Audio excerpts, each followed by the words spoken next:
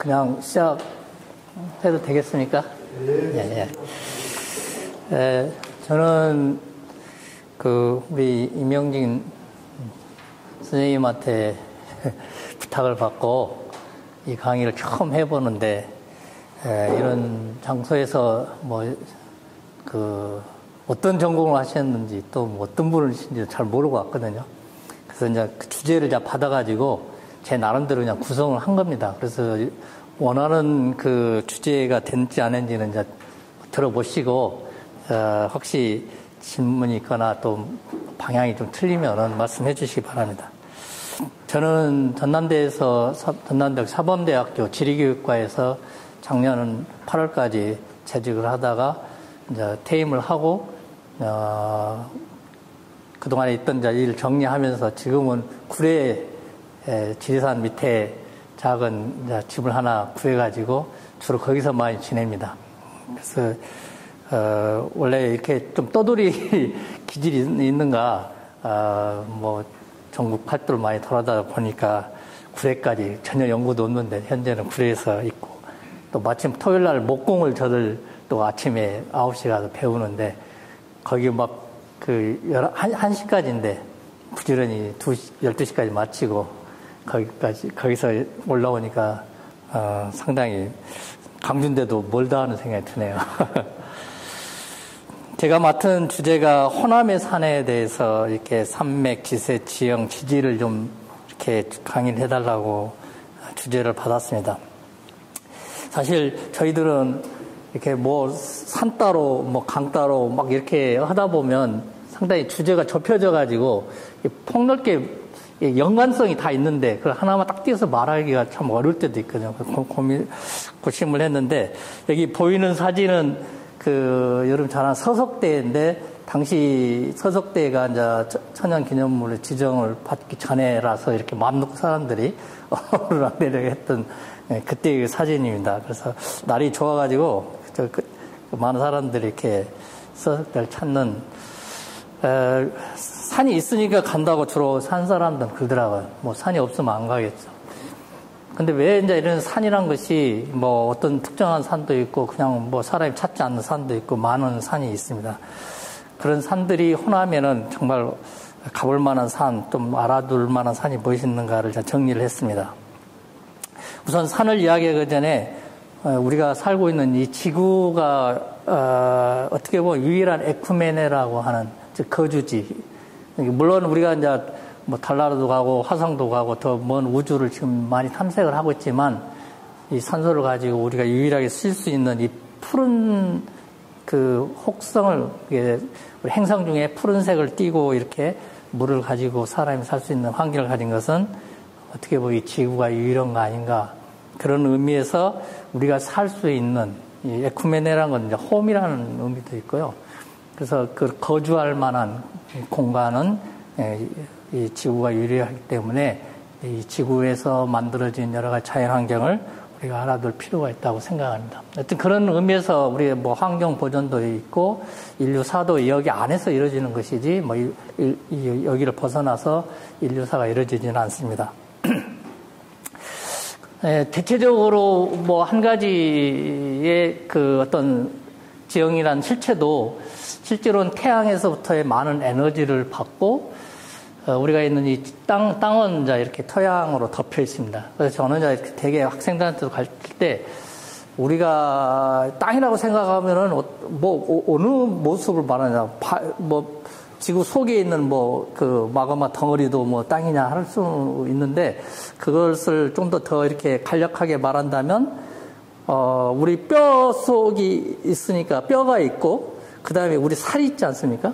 그 다음에 이제 우리가 이렇게 옷을 입고 우리 몸처럼, 실은 우리 지구도 속에는 암석 덩어리입니다. 이제 마그마의 우리 지구 안에 가면 유체의 마그마가 있지만은 대체적으로 굳어 있는 암석권이 있습니다.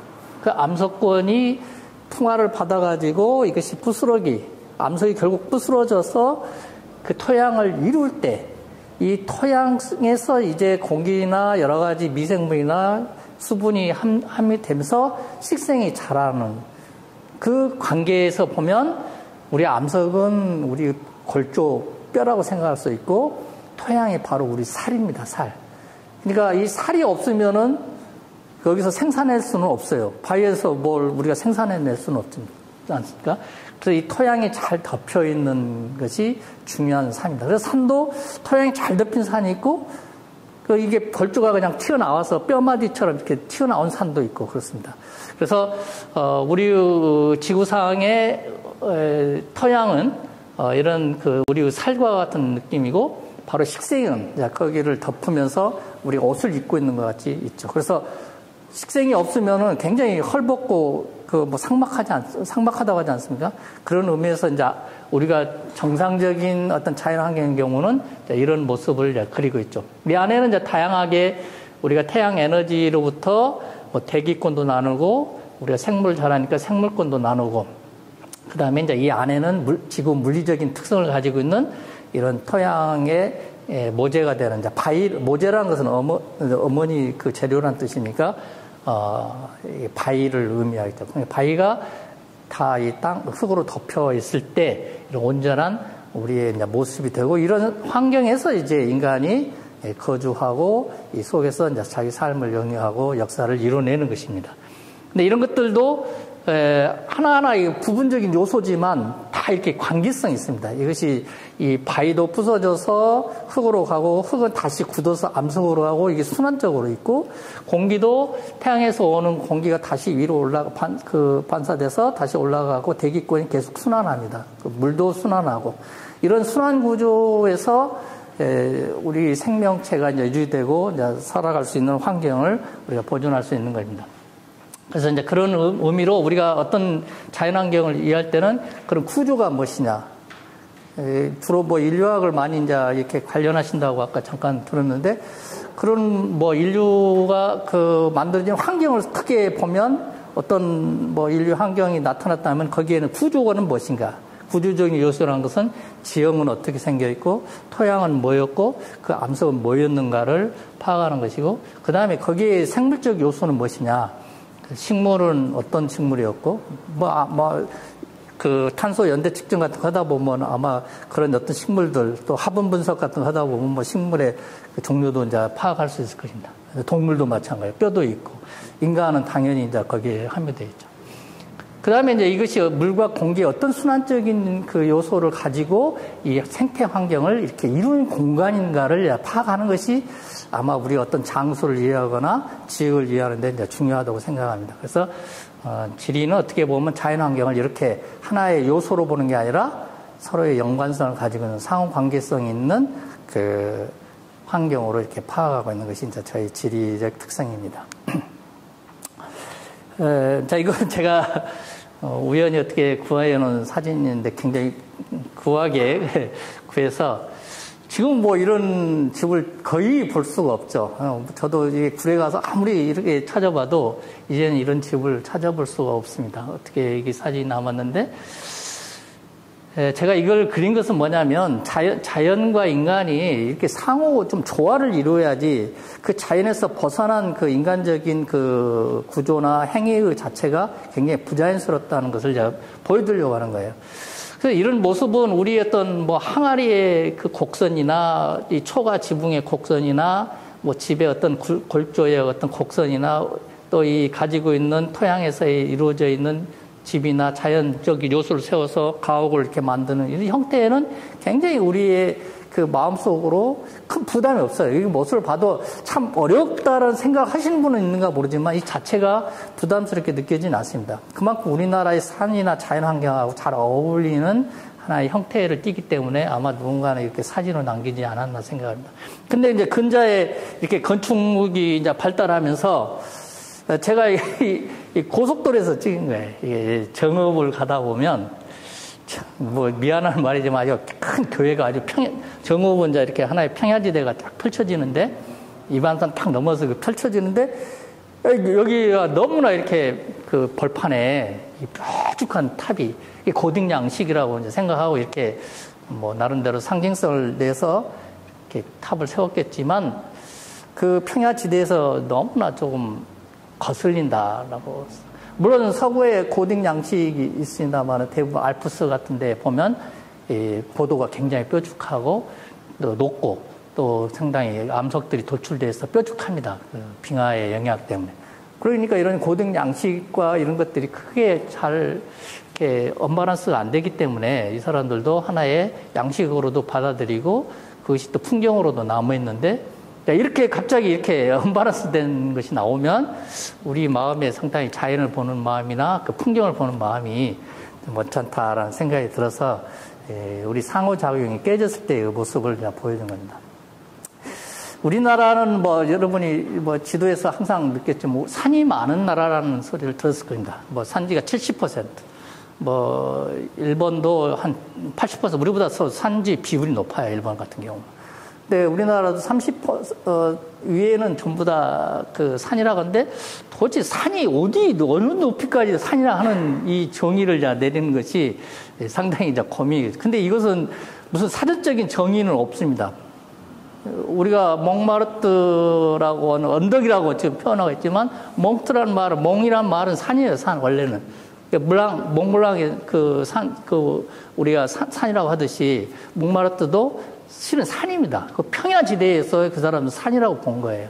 평야가 많은 데서는 약간의 언덕만 있어도 산으로 인지를 하는 경우가 있고, 이렇게 고산이나 이렇게 있는 경우, 가령 히말라야 산맥에서 어마어마한 그 고봉도 8,000m 넘는 고봉들이 많이 있는데, 거기서 3,000m 넘는 그런 산들은 아예 그냥 그 산이라고 치지도 않아요. 그 사람들은. 그 산 이름이 뭐냐고 이름이 없다 그래. 그리고 그런 것도 산이 또 그 사람들한테 인식이 안 되는 것이죠. 그렇기 때문에, 그러나 어쨌든 우리나라 사람들은 하여간 70%를 산으로 보고 있는데 대부분 산은 이렇게 있습니다. 그러니까 우리가 사는 것은 되게 이렇게 산 사이에 있는 이 곡저가 있고, 물론 평야지대가 있지만 이런 공간을 우리가 개척을 하거나 또 사람들이 여기에 머무르면서 이렇게 거주하는 주로 아무래도 사람이 살기 때문에 물하고 관련이 돼 있습니다. 물하고. 그래서 아마 그 인류학의 이런 그 거주지도 보면 대부분 저희도 이렇게 답사를 다니면 이렇게 저도 이렇게 돌산 같은 데 가서 이렇게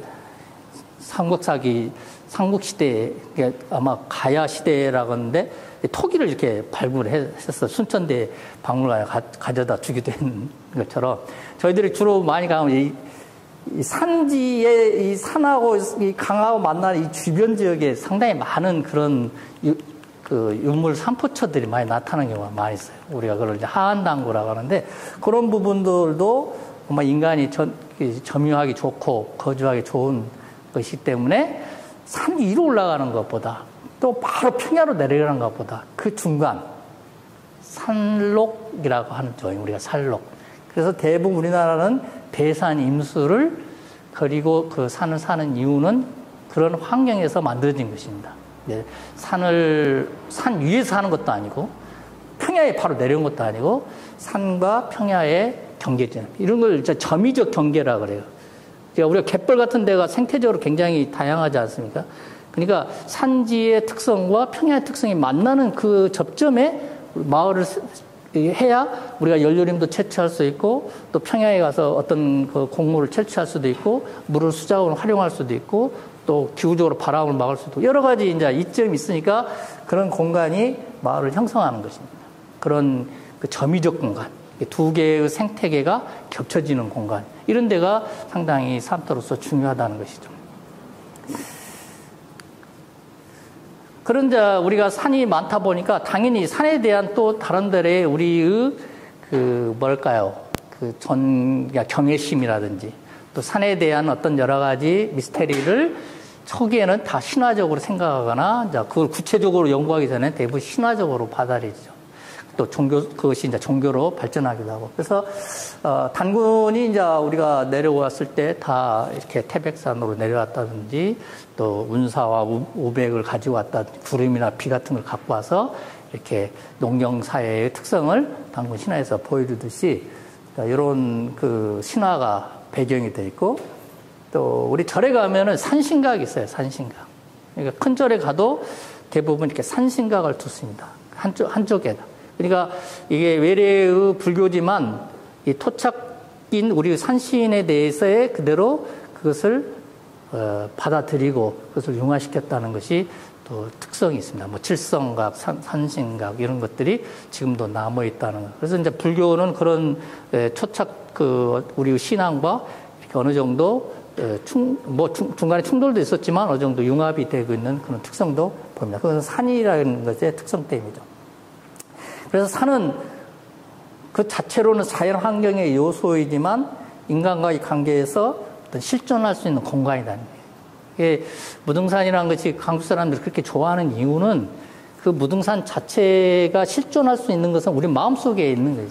마음속에 있는 공간이에요. 그러니까 하나의 자연이지만 이것이 우리 마음속에서는 하나의 그 무등산을 그리워하는 그것은 그럴 때 무등산은 이제 실존할 수 있는 것이죠. 우리가 마음속으로 생각하는 무등산은 이제 실존의 공간으로 바뀌는 것입니다.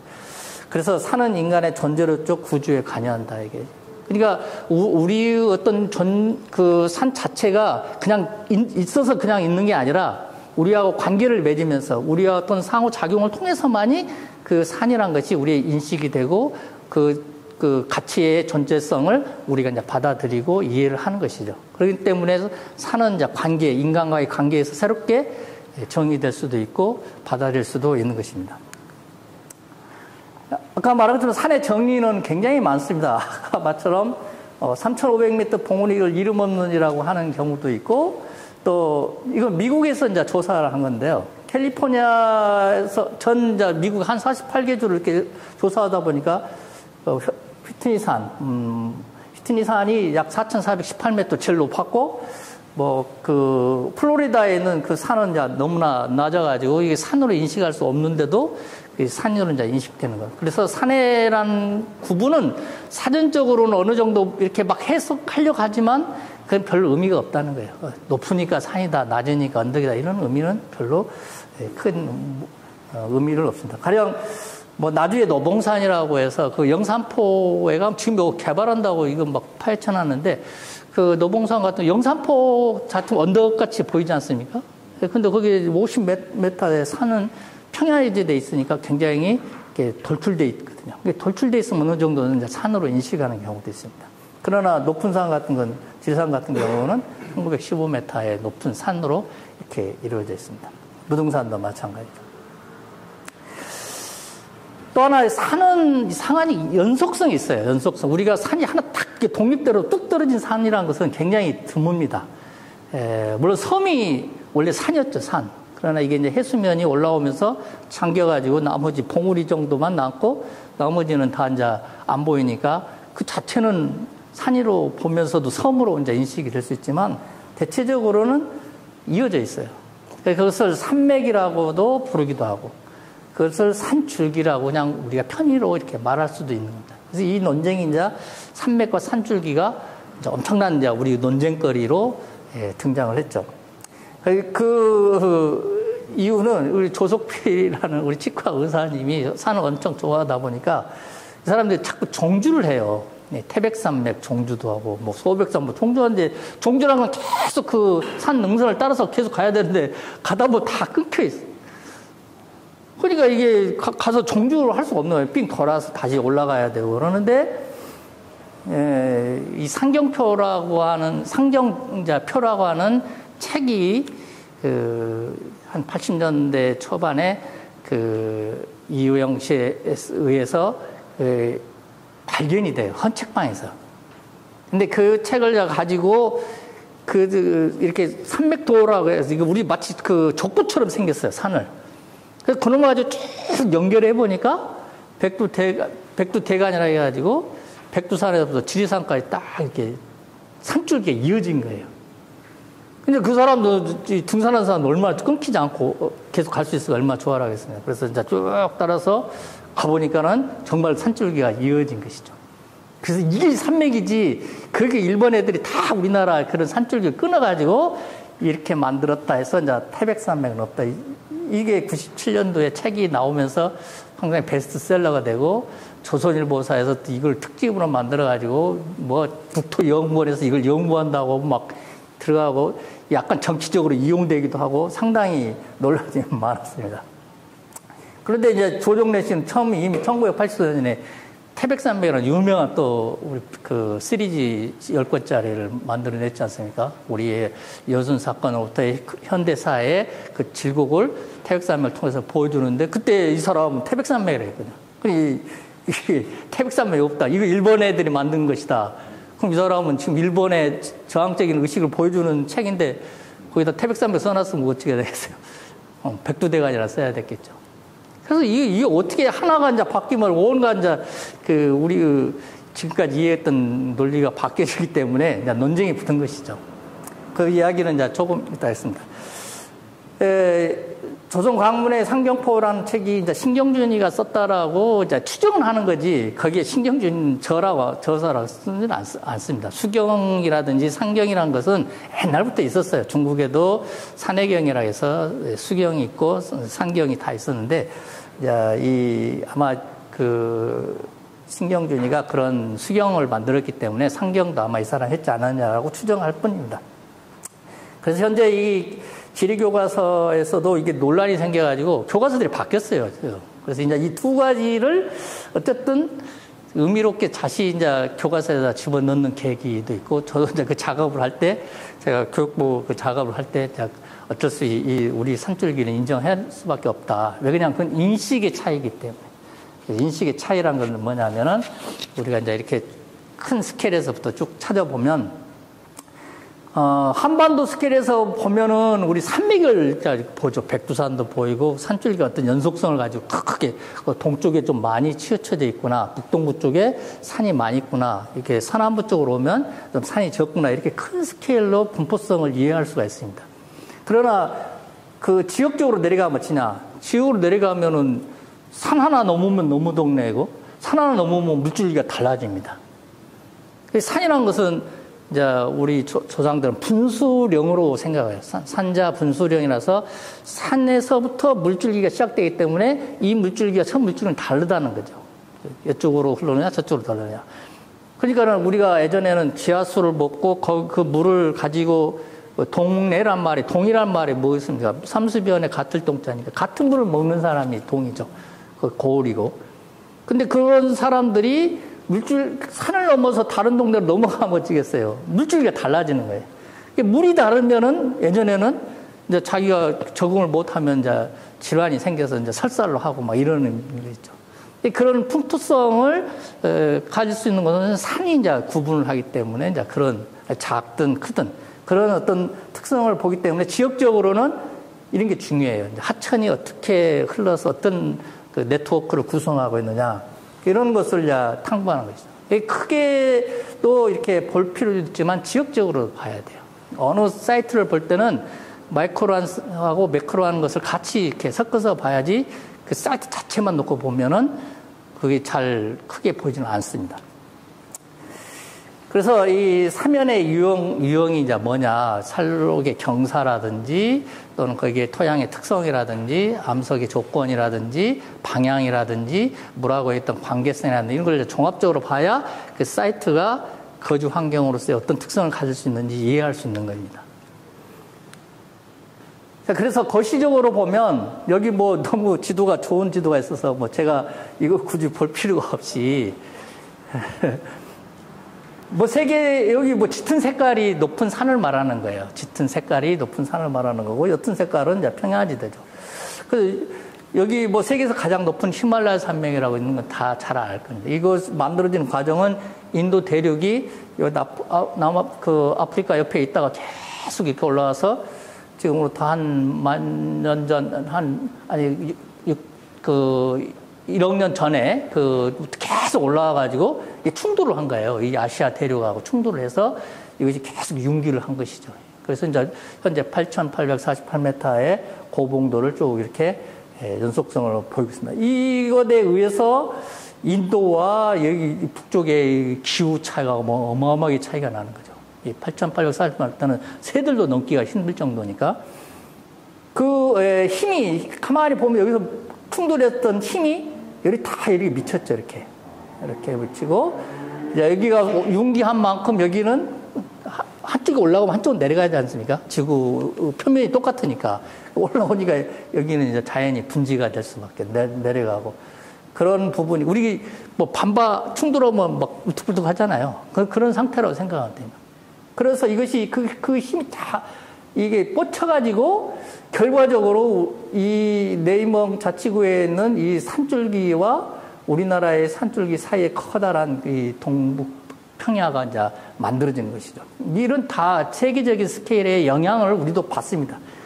그리고 지판이라는 것이 이제 여기에도 이렇게 아주 깊이 이제 여기 깊이 있는 곳인데, 여기에 있는 거대한 태평양판이라는 것과 여기에 있는 필리핀판이라는 것들이 서로 충돌해, 판이. 그래야 이제 지진도 일어나고 화산할 때. 이거 없으면은 뭐 그 자연재해인데 그거 일어나면 쓰겠느냐 하는데, 그게 없으면 지각이 어딘가는 새로 생기는데 어딘가는 가서 또 그게 스며들고 없어져야 돼요. 그러니까 생긴 만큼도 어딘가는 소멸해야 돼요. 그냥 계속 이것은 충돌하고 또 스며들고 하는 그런 생성과 소멸을 계속 하고 있습니다. 근데 그 충돌대가 어디냐에 따라서 지금은 이제 일본이죠. 일본인데, 과거에는 우리나라, 일본이 이렇게 멀리 지금 우리가 멀어진 겁니다. 동해 지각이 벌어져가지고 여기가 울릉도 화산이거든요, 화산.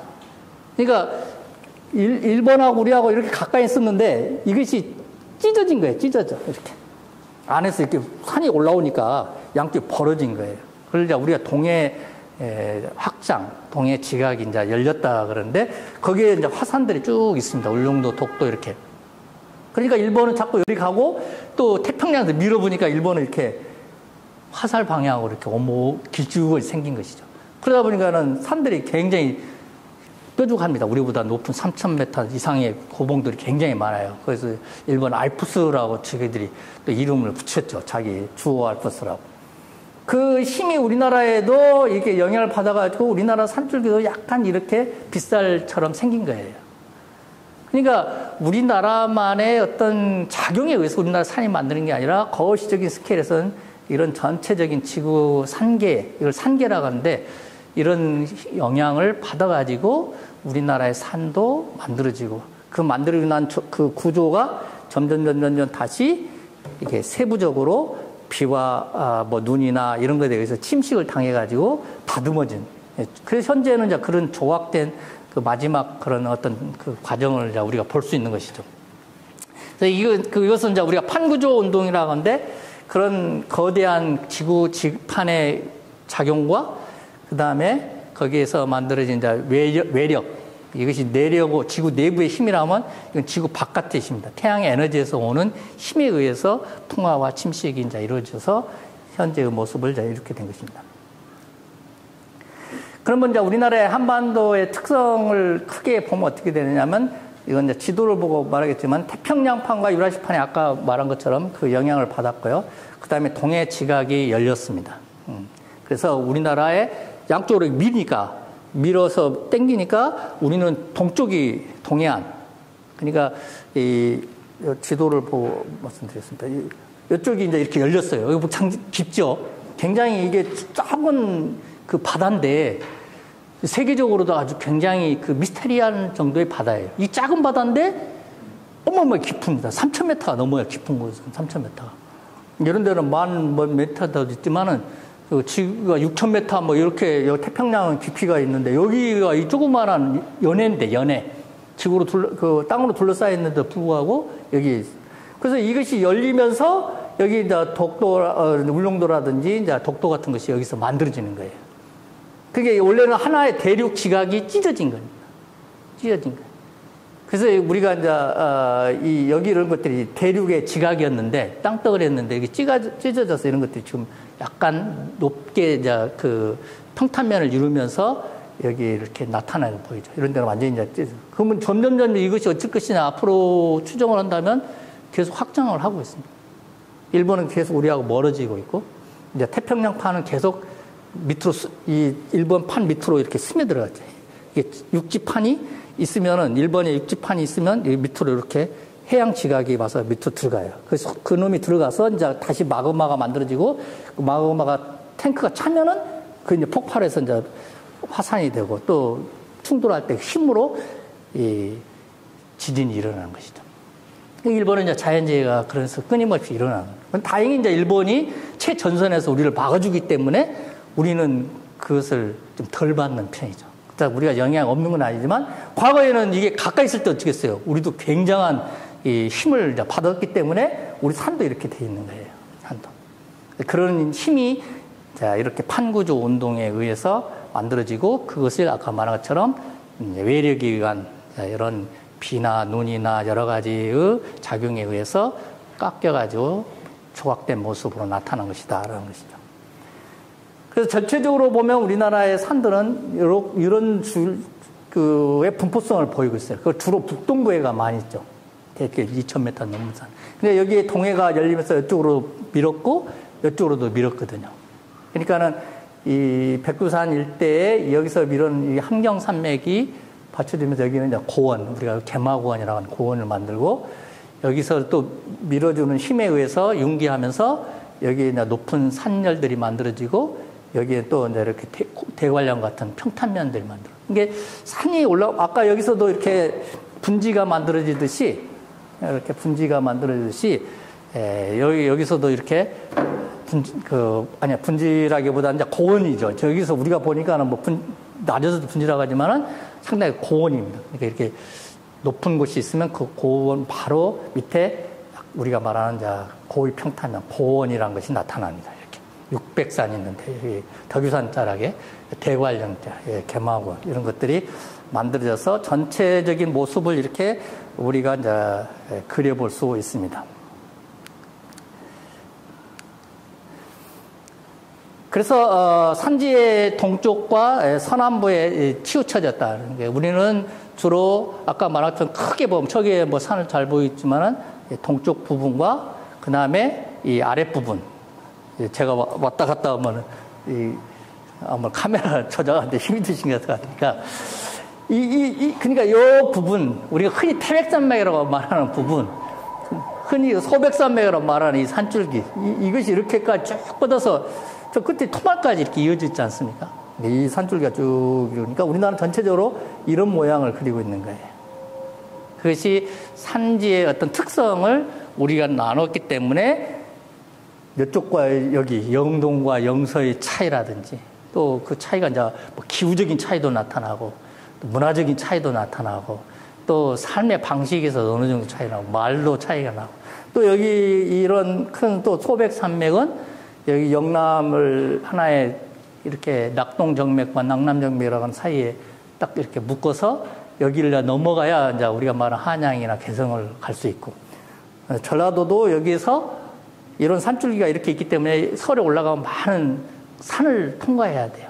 그래서 전남은 사실 강주에서 이렇게 서북쪽으로 서남쪽으로 내려가는 건 쉽게 내려가는데 이걸 역으로 이렇게 서쪽으로 거슬러 가려고 하면은 많은 산을 이렇게 통과해야 돼요. 그러니까 아마 여기 순천에서 이렇게 목포까지 고속도로 안 했는데 의외로 전라남도는 평야인데 뭔 이렇게 굴이 많냐 터널이 많냐 하는 것은 그만큼 산줄기가 쭉 이렇게 나열되어 있기 때문에 그런 특성을 본다. 우리 요 강주에서 무안 갈 때도 많은 나주 지나갈 때 많은 산줄기들이 있지 않습니까? 그것들 전부 다 여기서 이렇게 흘러내려온 그 산줄기라고 볼 수 있는 거예요. 이건 이제 그런 그 차이에 의해서 뭐 하천의 분수, 뭐 우리 한강은 여기서 이렇게 흘러서 이쪽으로 오지만 이렇게 뭐 그 강천이라든지 이런 것들은 짧게 동해안으로 빠지기도 하고. 그 다음에 기후 차이를 보인다. 아까 교통의 장애를 보여서. 대관령이 지금 뭐 쉽게 통과하고 굴도 가지만은 거기를 넘어갈 때 얼마나 힘들었겠어요. 그 다음에 그 지역이 분화돼서 간북과 간서지방 또는 영동과 영서지방, 뭐 호남과 영남지방 이렇게 갈라질 수 있는 그런 것들이 이런 산에 의해서 이렇게 만들어졌다. 자, 이 부분 아까 설명한 거니까 우선 넘어가도록 하겠습니다. 자, 산지가 비대칭이죠. 그러다 보니까 우리는 동고서전하는 말을 많이 쓰죠.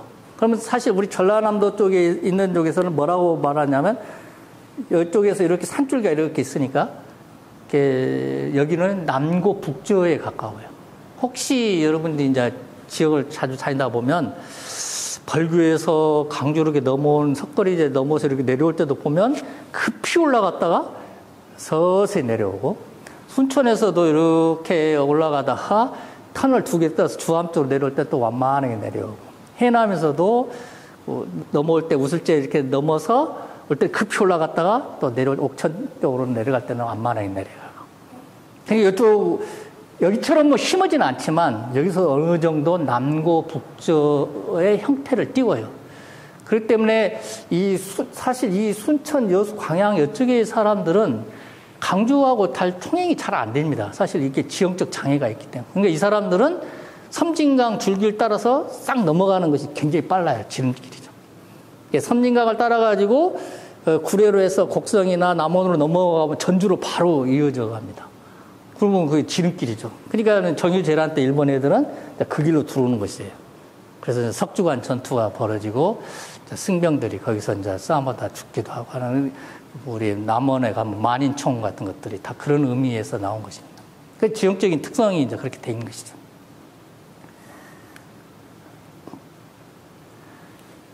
그 다음에 산지에, 여기, 이 비대칭의 결과가, 어떤 일이 또 벌어지냐면, 여기서 이제 문제가 아까 말한 산맥과 산줄기에 이제 문제가 이제 나타납니다. 우리가 왜 그러냐면, 분수령이라는 것은 뭐 어떻게든 형태든 이런 식으로만 딱 해도 이쪽 물줄기가 쭉 나눌 수 있어요. 그러잖아요? 그런데 이것이 그냥 영원토록 이 물줄기가 너는 이쪽이야, 난 동쪽이고 너는 서쪽이야 이렇게 영원토록 나눠질 수 있느냐? 그건 아니에요. 이것이 침식을 하다 보면 서로 이쪽 그 능선이 요리 바뀔 수도 있고 능선 그 줄기 분수령이 바꿔질 수가 있어요. 변동이 있다는 거예요. 아주 점점 낮았다고 생각해봐요. 낮았는데 이 정도만 해도 물이 나눠질 수 있는데 이걸 누가 폭브레이크나 불도저 기사가 와서 쭉 지나갔다 생각하면은 여기 능선이 어떻게 했어요? 파괴되면 분수령이 파괴되는 것이잖아요.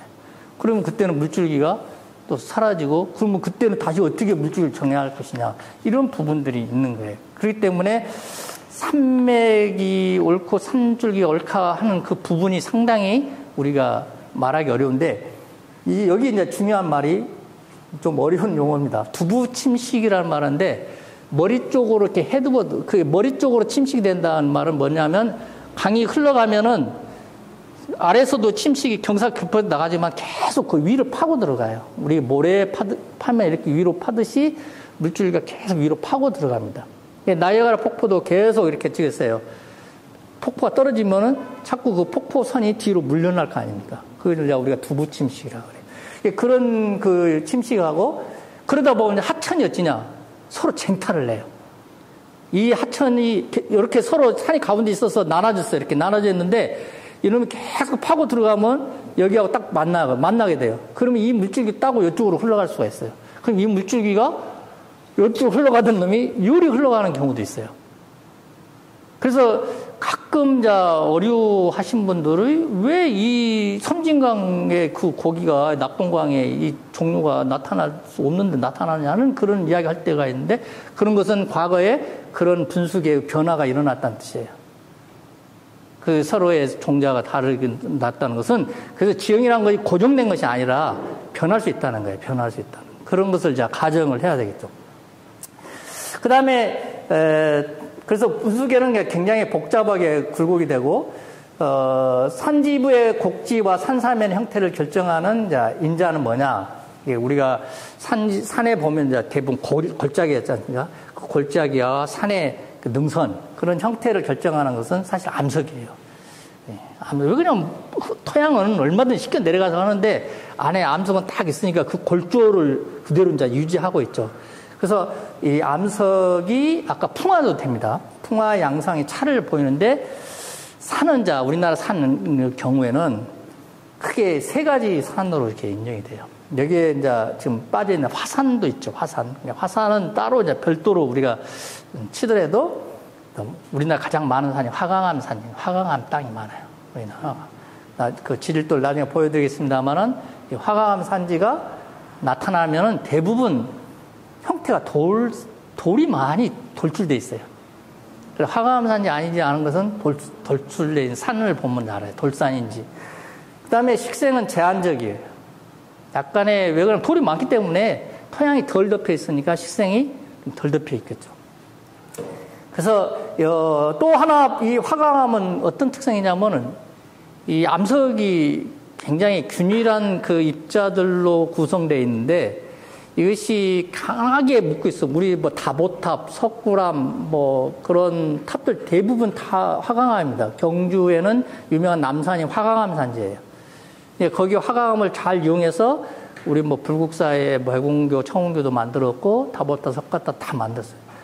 그런 이제 돌탑을 많이 만들기도 했는데 우리 운주사에 있는 것은 같은 돌이지만 굉장히 거칠죠. 그건 화강암이 아니에요. 화강암은 입자가 아주 작은 입자들이 점점 박혀 있는 균일한 거니까 이게 정으로 달 때려서 이렇게 가지런하게 이렇게 모양을 만들어낼 수 있는데 운주사에 있는 돌은 뭐냐면 뭐 흙하고 막 그런 돌멩이 같은 것들이 막 섞여서 콘크리트 같이 생겼어요. 우리 그 콘크리트처럼 막 믹싱해 놓은 거.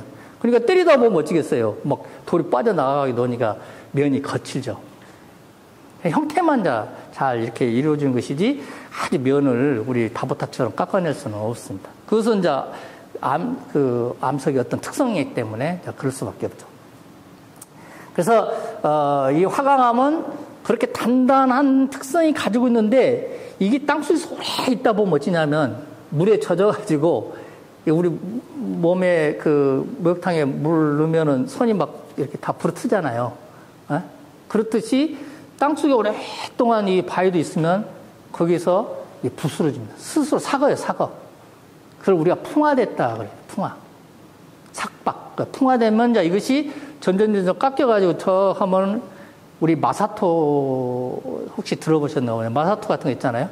그것은 그냥 이렇게 돌은 돌인데 그냥 이렇게 삽질을 해도 잘 깎이고 이렇게 포크레인을 해도 막 파야 돼요. 우리 첨단지구 옛날 개발할 때 다 그런 땅입니다. 우리 요 광주 주변에 있는 서쪽 광산 쪽으로 가는 평야지들은 전부 다 그런 화강암이 풍화돼 있어요. 구릉 능선이에요, 능선 이렇게. 구릉 낮은. 그러니까 포크레인으로 막 파면 막 파지죠. 거기를 뭐 북락천이라든지 영산강이 막 휘젓고 다니면서 거기 일대에 만들어지고 그런 일대에 이제 우리 뭐 유적이 또 나타나기도 하는 것입니다. 그래서 화강암은 산이 됐든지 아니면 낮게 깎여가지고 분지가 되든지 그런 특성을 갖고 있습니다. 우리나라에서.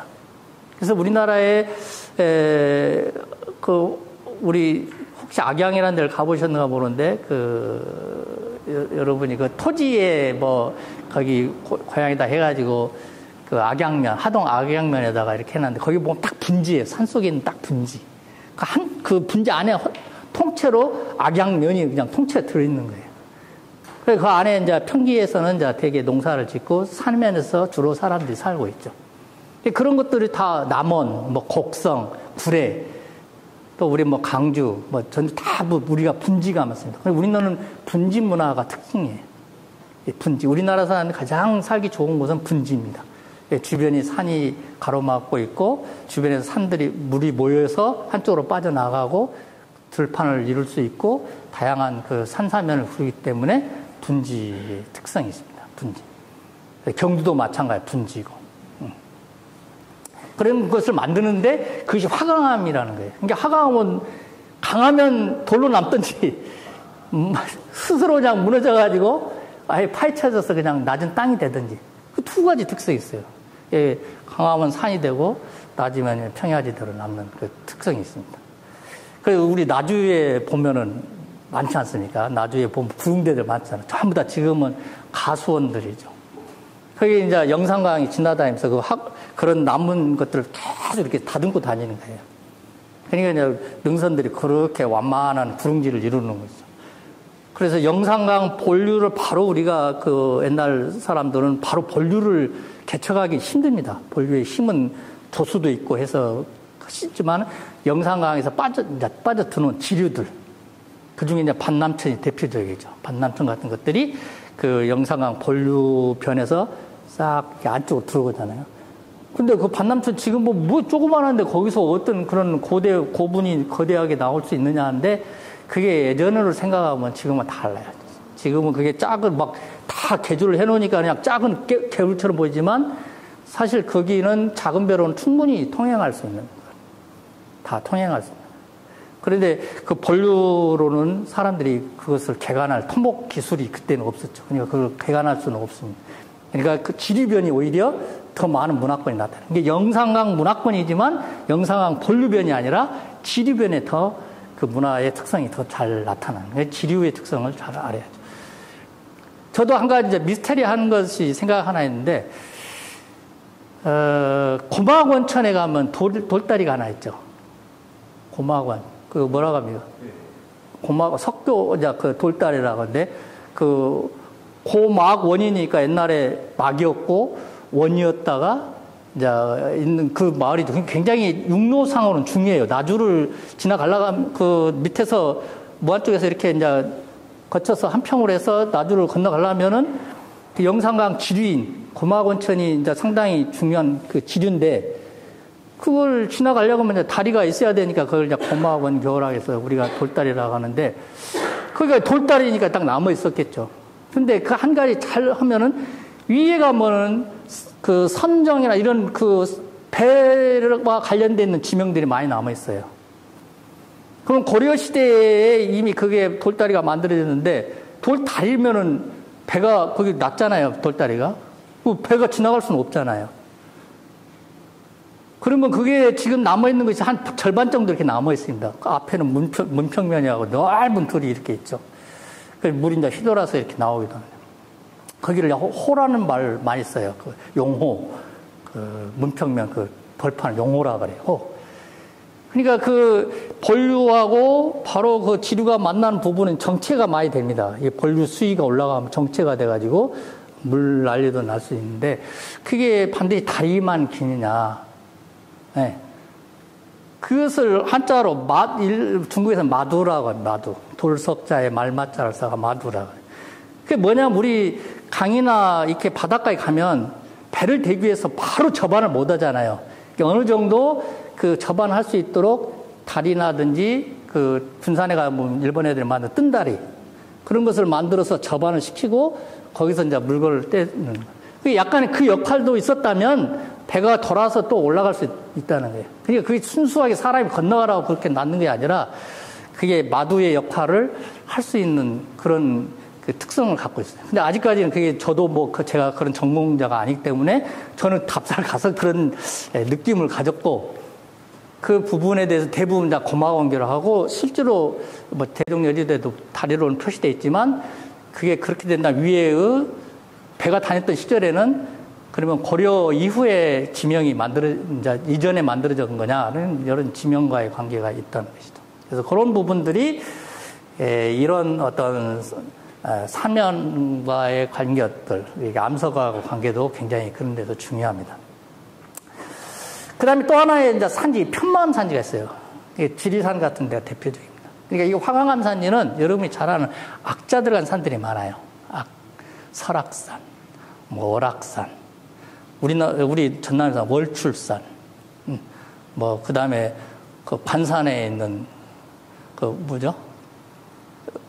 장흥 관산, 다 화강암 산이에요. 화강암을 보면 위에 가면 다재요. 있고. 우리 가장 가까운 데서는 의상봉. 산장에 가는데 의상봉이라고 있잖아요. 거기 올라가면은 거기에 앉아서 무등산을 탁 볼 때 제일 아름답습니다. 제가 답사를 다녀보면 무등산에 가면 무등산 속에 들어가면 무등산이 안 보이잖아요.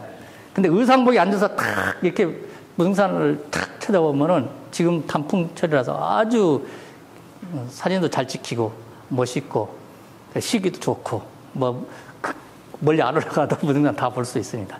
또 그런 특성이. 근데 이 편마암 산지는 어찌냐면은 이 화강암 산지가 좀 변형을 받아가지고 되는 그 편마암입니다. 우리나라에 이 산지도 아주 많습니다. 근데 이 산지는 깊이 이렇게 편리하게 해가지고 그 층리가 있어요. 층리가 있으니까 이것이 아까 화강암은 점점으로 돼 있었기 때문에 푹 사가볼 수가 있는데, 야는 여기 옆으로 이렇게 우리 나무 그 물결처럼 이렇게 쭉 나이테처럼 옆으로 가 있어. 그러니까 물이 수분 침투가 깊이 안 돼요. 그러니까 그 표면만 이렇게 침투가 되니까 표면 침투된 데는 이제 삭아서 토양으로 변하죠. 그 토양으로 변하면서 이 바위 노출이 적어요. 그래서 이런 것을 우리가 이제 토산이라고, 덕산이라고 옛날 말로는 그렇게 하죠. 그런 대표적인 산이 지리산이에요. 지리산은 그 자체에 많은 그 토양 성분을 깊이 깊이는 아니에요. 깊이는 아닌데 얇게 덮고 있고, 그 토양이 있기 때문에 식생이 잘 자라고. 그러니까는 수분을 많이 잡아줄 수 있는 녹색댐 효과가 나타나는 거예요. 그래서 이제 그 물이 흘러가지고 이제 주변에 그 농토에다 공급할 수 있는 거대한 그 하나의 저수지 역할을 하기 때문에 지산 주변에 명당터가 많은 거예요. 십성지 같은 것들이. 그래서 굴에 조금만 내려가면 금한낙지의 유명한 운조루 그 땅이 있죠. 그래서 그 일제시대 때 수도 없이 사람들이 거기 명당터라고 들었다가 또 나갔다가 들었다 나갔다 아주 이동이 심한 곳입니다. 거기 운조루의 그 땅에 거기 가면.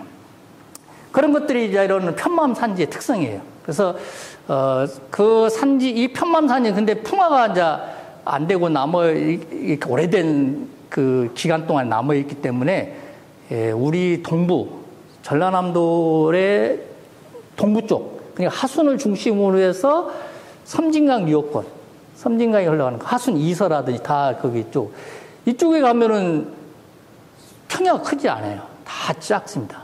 곡성, 뭐, 그런 조금 평야였지, 이런 나주벌판처럼 크지게 안 나타나요. 그 특성이 아주 잘 나타나요. 산지의 특성과 하천의 특성과 그 사람이 살 수 있는 그 인구 부양력의 특성이라든지 다 그게 거기서 나타나는 거예요. 이게 편마음 산지의 특성입니다. 하수는 화강암도 있고, 뭐 편마암도 있고, 또 거기다 화산의 변형을 많이 받아가고 있어요. 하순 지질이 제일 복잡해요. 한가운데 있어요. 석탄도 나잖아요. 거기 석회암도 납니다. 석회암. 그래서 옛날에 장성 시멘트에서 그 시멘트 채굴 했던 백아산. 시멘트도 채굴 했어요. 그러니까 하순이 아주 지질이 복잡합니다. 산이. 그런 특성을 보이는 것이 이제 편마암 산지고요. 석회암 산지. 이게 이제 우리 강원도 쪽에 시멘트 공장 많이 있는 그런 쪽에 이제 많이 있죠. 그래서 이것도 이제 과거에 바다에서 퇴적되는 우리 이제 산호초 같은 것, 이런 것들이 굳어가지고 육지로 융기해서 올라오면 석회암을 만들어요. 석회질이 많아요. 시멘트의 원료죠. 그래서 이것이 이제 올라오다가 압력을 받고 이제 열을 받으면 대리석으로 변합니다. 그러니까 알프스 산지에는 이런 대리석들이 많죠. 그러니까 거대한 그런 알프스 주변 그리스라든지 이탈리아라든지 로마 전부 다 이런 석재를 이용해서 거대 건축물을 양성하기도 하고, 이런 물들이 여기 있는 히말라야 산맥도 마찬가지로 거대한 석회암 산지가 한 4,000m, 5,000m에 가면 그게 지금도 남아있어요. 그래서 과거에 바다에 있던 조개 화석들이 지금도 그 히말라야 산에 4,000, 5,000m 사이에 그게 있습니다. 그런 것이 남아있는 거예요. 근데 그쪽에서 흐르는 물들이 그래서 어떻게 석회 성분이 많으니까 물이 안 좋아요. 먹으면 배탈을 납니다. 여러분 유럽 같은 데 가서 물포트에 호텔 포트 열어보면은 아주 거기에 석회 성분이 가득 있어요. 그 사람들은 이제 어느 정도 괜찮다고 먹으니까, 뭐 괜찮은가 보다. 우리는 먹으면 배탈을 납니다.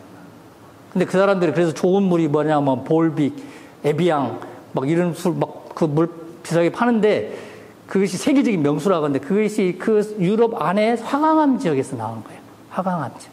화강암 모래 성분이 많고 물을 잘 필터링 효과가 좋거든요. 우리나라는 이제 많으니까, 우리나라는 이런 화강암이 많으니까 금수, 우리가 말하는 금강산도 다 그러는 거지. 그러니까 금수강산이란 말이 맞아요. 그럴 때 물이 깨끗한 거죠. 그러니까 우리가 계곡에 옛날 물 떠서 그냥 먹을 수 있는 것은 그런 작용 때문에 그런 거예요. 그러니까 우리가 굳이 볼빅이나 에비약 이런 물을 안 사 먹어도 우리 진짜 요새는 좀 끔찍하지만은 본래 깨끗한 물을 많이 있었다는 거예요. 저희 마을이 상사 마을인데 거기에 유명한 닭물샘이라는 게 있어요. 거기 쌍산제라고 아마 텔레비에 많이 나오는 윤스테이인가 하면서 유명해진 쌍산제가 있는데 거기 앞에 유명한 샘물이 있습니다. 국물 막 떠서 그냥 먹어요. 그 정도로 우리나라 산에 이 화강암산이나 편마암산지에 나온 물들이 깨끗합니다. 근데 석회암은 좀 그러지는 않죠. 그래서 이런 물들은 석회 동굴도 만들고 여러 가지 경관이 있지만 토양이 옅고 또 식물 성장이 이제 불리해서 대부분 이제 밭으로 많이 이용합니다. 왜 그냥 물이 빠지니까 잘 이런 데서는 그 경작을 안 하는 거예요. 그 다음에 산지에 따른 이제 구분을 해보면 1차 산맥, 아까 2차 산맥이라고 하는데 1차 산맥은 동해 쪽으로 쭉 뻗어 있는 산맥. 동쪽으로 해서 쭉 이렇게 우리나라 아까 제가 보였던 북동부 산지가 많은 열지 않습니다. 그걸 이제 1차 산지고 거기서 이렇게 뻗어나온, 가지처럼 뻗어나온, 우리가 뭐 흔히 갈빗대처럼 뻗어나온 산을 2차 산지라고 그래요. 1차 산지는 구주적으로 지구의 그 내적 그 영향을 받아가지고 솟구친 산들이고, 이 갈빗뼈처럼 생겨있는 우리가 뭐 흔히 뭐 차량산맥, 뭐 그 강주산맥, 뭐 이런 산맥들은 대부분 침식의 과정에 의해서 이제 산지가 만들어져 있는 특성을 이루는 거죠. 그런 산맥으로 이렇게 나눌 수가 있습니다. 그래서 이제 아까 말한 이제 다시 이제 되돌아와서 결국 태백산맥이냐 아니냐, 이제 백두대간이냐는 논쟁이 아까 그 태백산맥은 없다라는 책에서부터 출발해가지고 굉장히 이제 우리가 그동안에 교과서에 배웠던 뭐 소백산맥, 태백산맥, 뭐 노령산맥, 한경산맥 막 이렇게 줄줄이 외웠습니다. 초등학교 때. 근데 과연 이것이 이 선으로 그어놨는데 그 선이 다 잘린 거예요. 이렇게 종주로 하다 보면 사천에 의해서. 그래서 없다 그랬는데 이런 또 더구나 이 없다란 말은 이 상경표가 발견되면서 산악인들이 이제 종주를 하다 보니까 이제 문제를 제기했고, 그러면서 이제 우리나라 산을 누가 만들었냐? 그러니까 일제시대 때 그랬습니다. 왜 그러냐? 일제시대 때 서구의 지리학을 받아들인 일본이 우리나라에 와서 조사를 해가지고 우리나라에다 그렇게 산맥을 그은 사람이, 최초로 그은 사람이 이 사람이에요. 고토 분지로. 일본 이 사람은 독일에서 유학을 해갖고 동경대학교 교수입니다. 그리고 사실 이 산악론이라는 오로그래픽 스케치 코리아 이것을 영어로 썼어요. 영어로 써서 외국에다 발표를 한 겁니다. 그러니까 이 사람이 우리가 나쁘게만 생각해서 학자라는 걸 안 하고 그냥 네가 일본 놈이니까 너 우리나라 다 이렇게 지금 지맥을 끊으려고 이렇게 만들었지라고 하는 것은 너무 과대 망상할 수 있다. 우리가 너무 그렇게 바라보는 부분이 있습니다. 그렇지 않아요. 그 사람도 배운 서구의 지리학을 학자적인 양심으로 일단은 정확하게 해놓고 그걸 다음에 누가 이용하느냐에 따라서는 다르겠지만 이 사람은 초기에 처음 연구한데 나중에 막 조선일보나 어디서 막 공격을 해서 이 고토분지가 당나귀 타고 다니면서 연구했다던데, 자동차 타고 다니면 산맥을 연구할 수 있겠어요? 걸어서 다니면서 언제 그걸 다 보겠습니까? 이 사람이 석 달간 진짜 말은 없으니까 당나귀 타고 이렇게 돌아다니면서 연구한 거예요. 그러니까 그 사람이 그 당나귀 탔다 해서 그걸 가지고 또 문제 시작했는데, 그런 식의 우리가 그 역사관을 가지고 바라보면 안 되고, 인정할 건 인정하되 도대체 이것이 어떻게 정치적으로 이용되고 우리 통치에 이용됐는가를 우리가 더 살펴봐야지, 그런 식으로 직접적인 연구 문제를 한다고 하면은 이 사람은 이중환에 대해서 굉장히 칭찬했어요. 그레이트 지오그래퍼가 있었다. 그래서 이 사람. 그리고 이 사람의 이중환이가 했던 탱리지를 다 읽어가지고 그때 만들어 온 산줄기를 이 사람은 이중환이가 바닷속으로 해가서 한라산까지 이어졌다고 했거든요. 백두관. 그래서 이 사람이 그때는 이제 산줄기였죠. 그러니까 이것을 인정을 했어요. 그러나 이 사람이 연구한 것은 지질구조선. 땅에 있는 지질이나 단층선에 의해서 어떻게 산이 이렇게 갈라질 수 있는가, 생성 과정을 가지고 분류를 해본 거예요. 태백산맥이라고도 안 했어요. 이 사람 태백연맥, 태백산맥이 여러 개 줄이 있었다 이렇게 했어요. 그래서 우리가 한국방향산맥이라고 이 사람이 최초로 규정을 했죠. 라오뚱 방향 하면 그 사람이 진 것도 아니에요. 라오뚱 방향은 리투펜이라고, 리투펜이라는 독일 학자가 중국을 차이나라고 하는 책을 써가지고 중국을 연구하려면 그 사람 책을 읽어야 할 정도로 중요한 책입니다. 중국에서 있어가지고 그걸 다 조사하면서 우리나라 백두산 있는 데를 라오뚱 방향 산맥 이렇게 했어요. 그 다음에 이제 우리가 또 중국 방향 산맥이라고 있지 않습니까? 중국 방향 산맥. 강주 산맥 이렇게 밑으로는 전부 다 중국 방향 산맥인데, 그것은 산동 방향하고 연속성을 가졌다 해서 이것도 독일인이 이제 고체가 그것도 명명을 한 거예요. 근데 그 두 가지 산줄기만 명명했는데 이 사람이 이제 우리나라를 본격적으로 돌아다니면서 이 태백산맥을 보고 보니까 이게 여러 선으로 이렇게 그 남북 방향에 산맥열이 있더라. 그것을 태백연맥이라고 자기 지도를 표시하고 지도에 그렸는데, 이걸 여기 산에 그러면 지도에서 국민학생들이 배울 때 그 복잡하지 않습니까? 그러니까 이걸 단순화시킨 거예요. 야츠 마사나가. 이 사람은 그냥 거의 교육, 우리나라 질책을 이 사람이 거의 다 주물럭 할 정도예요.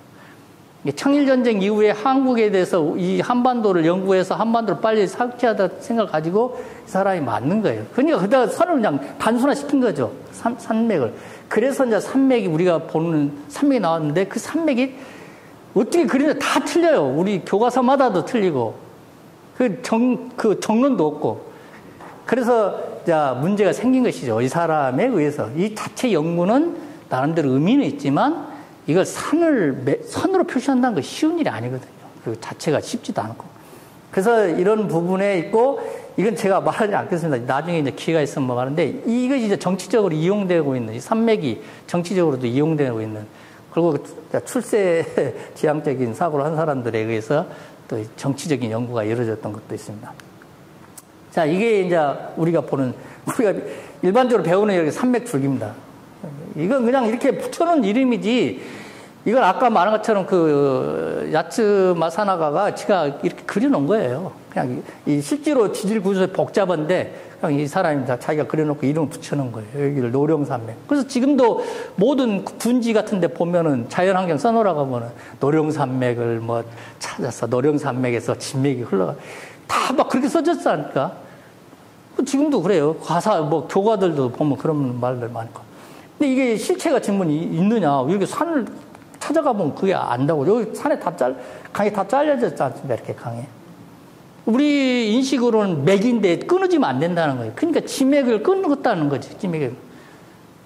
그러니까 이 자체도 미완성이고 일본 애들이 간소화시킨 것을 우리가 계속 그대로 받아들인 것은 잘못된 거예요. 그래서 빨리 어떻게 해야 되는데 연구할 수가 없어요. 왜 남북한은 나눠져 있지? 우리나라가 그런 땅 위에서 막 이걸 지세를 조사하려고 하면 뭐 국경도 올라가야 되고 뭐 이런 군사적도 다 들어가야 되는데 그거 어떻게 하겠습니까? 쉽지가 않아요. 그래서 그냥 옛날에 해놓은 걸 그냥 그대로 그냥 이어서 우리도 배웠는데 이제 이게 체계화가 안 된 상태죠. 그런데 이 책이 이제 발견되면서 땅을 그려보니까 그 상경표라는 책을 가지고 그 지도를 그려보니까 이걸 상경도라 해가지고 이제 뒤에 그 상경표를 가지고 만든 거예요, 다시. 그러다 보니까 백두산에서부터 이렇게 쭉 이렇게 나와가지고 지리산에 딱 멈추고 이것을 백두대간이다. 이렇게 붙여놨어요. 대간인가 가장 큰 줄기다. 이런 뜻이죠, 우리나라에. 그 다음에 이제 전부 다 이제 정맥. 그래서 1대간, 1정간, 13정맥을 상경표가 딱 정리해 놓은 거예요. 그러니까 산악인들은 엄청 좋죠. 이것만 따라가면 그냥 산을 끊임없이 돌아다닐 수 있으니까. 그래서 이 백두대간은 가장 지금 백두대간 보존 법이 만들어져 갖고 이 주변 일대는 다 보존되어 있습니다. 이 백두대간을 한 것은 뭐냐면 우리나라 물줄기를 동과 서로 나눈 거예요. 이쪽 물줄기하고 이쪽 물줄기가 있다. 그래서 이것이 크게 나눈 것은 이것이 이제 동쪽에 치우쳐진 이유는 동쪽이 이제 솟았어서 그렇죠. 그리고 나서 강별로, 중요한 강별로 둘러싸게 놓은 하천들. 그 청천강은 이렇게 청북정맥, 청남정맥으로 이렇게 쌓고 있고. 가령, 여기 뭐 금강 같은 것은 금북정맥, 금남정맥. 또 낙동강 같은 경우는 낙동정맥, 낙남정맥. 우리의 산은 호남이니까, 이제 호남으로 보면은, 호남에는 큰 강이란 것이 제일 큰 강은 섬진강이에요. 면적도 넓고 길이도 길어요. 영산강은 더 작아요. 근데 우리나라 4대 강은 영산강에 들어가고 섬진강은 4대 강에 안 들어갑니다. 그것은 뭐냐면 영토가 그 산의 면적은 크지만 실제로 사람이 경작해서 부양할 수 있는 농토는 섬진강이 작아요. 근데 이 호남 정맥은 뭐냐면 바로 섬진강을 둘러싸고 있는 산줄기. 섬진강을 에워싸고 있는 산줄기. 그래서 호남정맥은 섬진강을 구분합니다. 그러면 영산강은 그럼 영남정맥, 뭐 영북정맥이 있어야 되는데 그건 안 만들었었어요. 여기는 산줄기가 약하니까 그냥 표시를 안 하는 거지. 그래서 그건 없습니다. 그래서 우리나라에 이런 정맥이나 한강도 마찬가지고 애성강 이런 거 전부 다 중요한 강을 둘러싸고 있는 것을 정맥이라고 했고 또 여기 있는 것을 정간이라고 해서 이렇게 분류를 시키는 거예요. 이게 우리나라의 조선시대의 조상들이 산을 어떻게든 많으니까 이것을 인식하는 방법론을 찾아가지고 이렇게 분류를 하는 거예요. 이걸 산경이라고 그래요. 산의 경맥을. 그래서 이 책을 지은 거고 이 책에 의해서 이런 지도가 만들어졌어요. 그래서 이제 교과서에는 지금 이 두 가지를 다 가르칩니다. 두 가지. 옛날에는 이것만 가지고 막 했는데 지금은 이 나름대로의 분수계의 우리 조상들의 산지 인식에 대해서 가르치고 이것은 서구의 지형학적인 사고의 개념이 담겨있기 때문에 일단 그것을 받아들이고 이렇게 가르치는 거고. 그래서 지금은 교과서에 보면 이 두 가지가 다 나와 있는데 초등학교 교과서는 아직도 이게 안 돼 있죠. 고등학교에는 이렇게 돼 있는데 초등학교 가르치기가 더 힘듭니다. 그렇기 때문에. 그래서 그런 부분은 이제 애들이 크면서 이제 또 바꿔지겠지만 잘못 이제 인식하면 문제가 생길 수 있겠죠. 자, 산맥을 정의하는 방법도 여러 가지가 있습니다. 이렇게 운동 그 형성 과정을 가지고 할 것이냐, 아니면 산의 형태 가지고 할 것이냐 하는 것은 있고 우리나라뿐만 아니라 이렇게 애국에서도 다 산을 어떻게 보느냐에 따라서 산맥의 정의가 달라져요. 산맥. 그래서 선상으로 보는 사람도 있고 아니면 능선 이게 형성 과정을 가지고 보는 경우도 있고 이렇게 정의가 되어 있습니다. 이 우리나라 지질도가 이렇게 복잡해요. 나라는 작은데 너무너무 복잡합니다. 서양 사람들이 우리나라 지질을 잘 이해를 못해요. 일본 같은 데는 좀 상당히 좀 단순합니다. 미국은 아주 단순하죠. 미국은 여기 있으면 딱 보십시오. 산맥 하나, 이 큰 산맥이 있습니다. 로키 산맥. 예? 여기는 안데스 산맥이고, 로키 산맥 있고, 그 다음 해안 산맥 딱 있고, 그 사이에 약간의 분지가 있어서 사막도 있고, 그 다음에 여기 에팔라치 산맥이 있어요.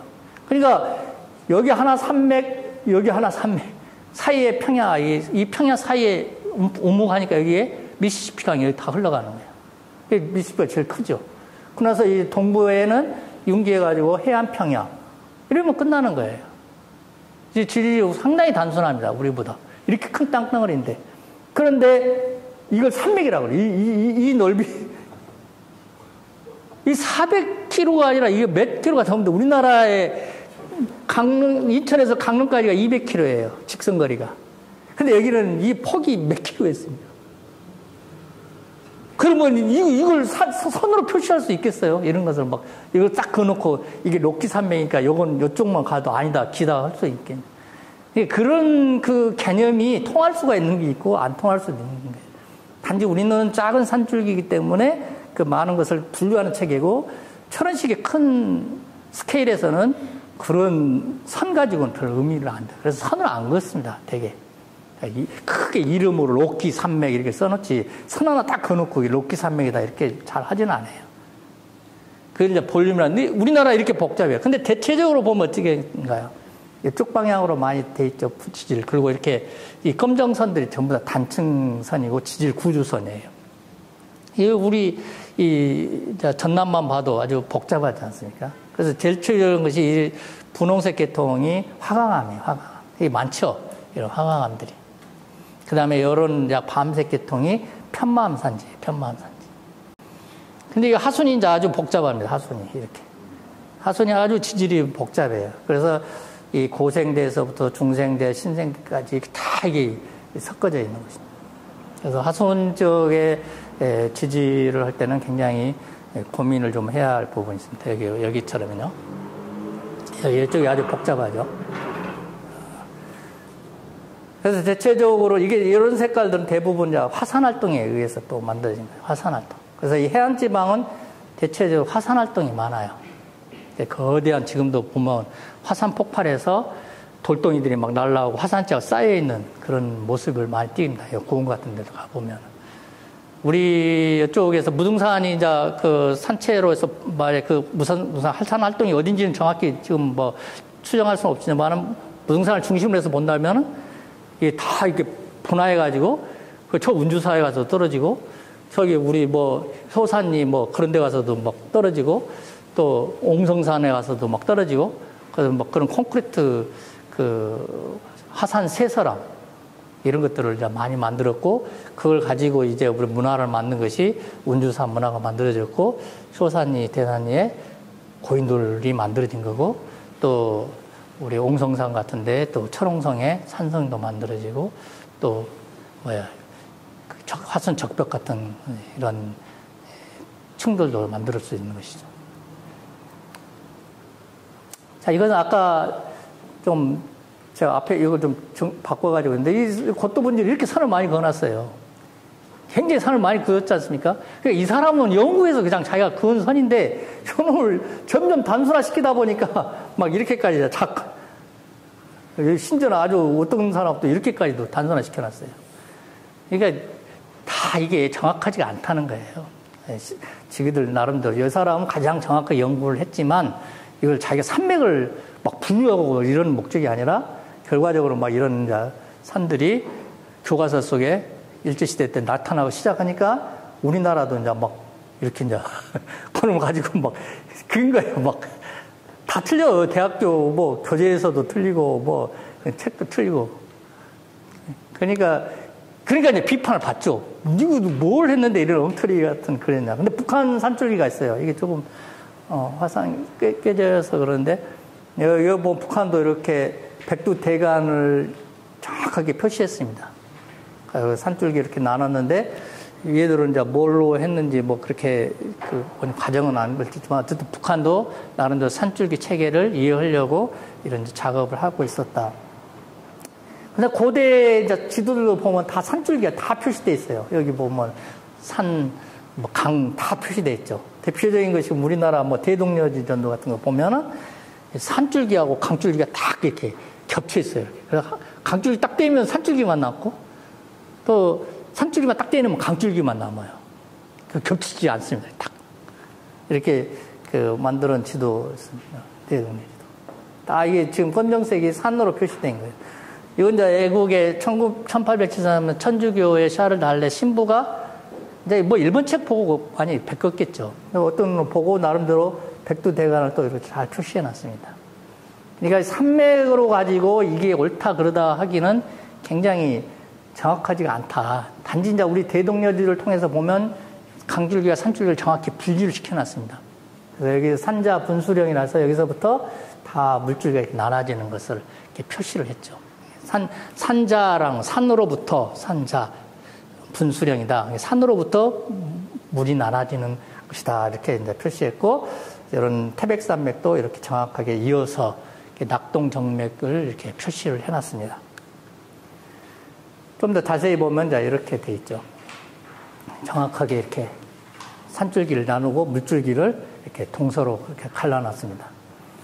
여기도 보면은 이제 이런 부분들이 나중에 이제 우리가 간도 지방 같은 거 문제 삼을 때 약간의 이제 이런 문제가 있는데, 아직까지는 이제 우리가 뭐 시비를 못 걸고 있지만 언젠가는 한 번 정도는 문제시가 될 수도 있는 건데, 그런 것들은 이제 이런 지도나 이런 걸 지명이나 이런 작업을 통해서 이루어져야 되겠죠.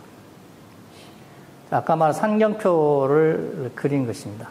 일대간, 일정간, 십산정맥. 영산강은 이제 분수기가 없죠. 대신 호남정맥만 있습니다. 그래서 호남정맥은 백운산이 끝입니다. 백운산의 끝에 이제 섬진강 하구까지 망덕이라고 하죠. 망덕까지 내려간 산줄기가 끝나는 것이에요. 그래서 이게 이제 우리 제일 이 섬진강에 둘러싸이기 때문에 섬진강의 제일 큰 지류가 뭐냐면 보성강이에요. 보성강. 보성강의 가장 큰 지류가 동복천입니다. 동복대 있는데. 그래서 그 물이 다 합류돼가지고 주화모 지금 모여있죠. 주화모에. 그래서 주화모에 모여서 그것이 석고굴에서부터 압록으로 이렇게 빠져나갑니다. 그 물이. 그래서 사실 우리는 전라도 남도 사람들은 이 섬진강 물, 지금 하순 여 동부 쪽에 댐 가지고 먹고 사는 거예요. 영산강 물은 지금 뭐 쓴다고 해도 그 4대강 만들어 놓고 뭐 수돗물 쓴다고 하는데 그거는 될 수도 없는, 자체가 될 수도 없었고요. 4대강은 그냥 토목 공사를 하기 위한 부실이었고, 그건 없습니다. 근데 그 물은 지금 뭐 어떤 분들은 영암 같은 데서는 너무 더러워서 그 물을 농업용수로 쓰기도 어렵다고 할 정도로 지금 온이가 많이 쌓여가지고 그거 한번 준설을 다 해야 돼요. 사실 그런 작업이 더 필요한 거지 계속 볼을 막아가지고 물 흐름 정지시켜놔 봐야 그게 깨끗하지는 않거든. 다 그러니까 여기 물 갖고 먹는 거야.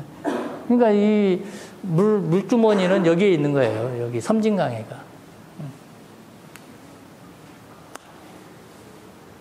좀 오랫동안 가서 이제 여기서부터는 이제 좀 줄여서 호남정맥하고 우리 산에 대한 거 뒤에는 이제 사진입니다. 앞에만 좀 이론적이고서 우선 여기까지 하고 좀 쉬었다가 5분 후에 바로 시작하겠습니다.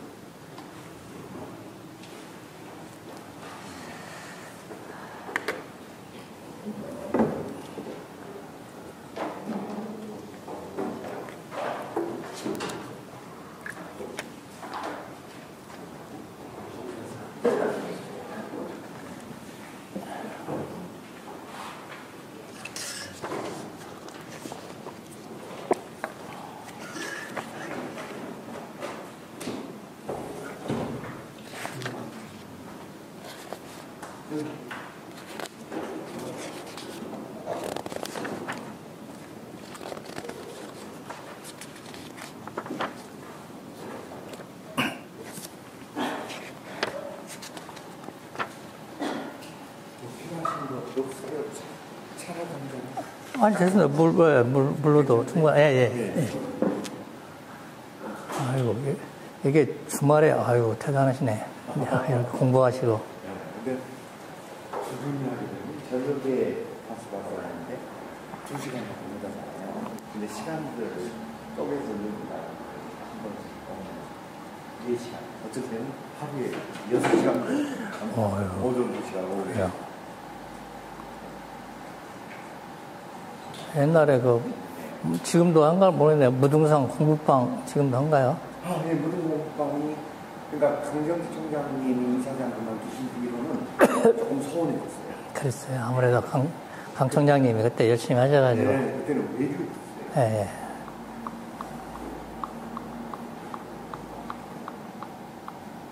그런 모임들이 좀 활성화돼야 되는데.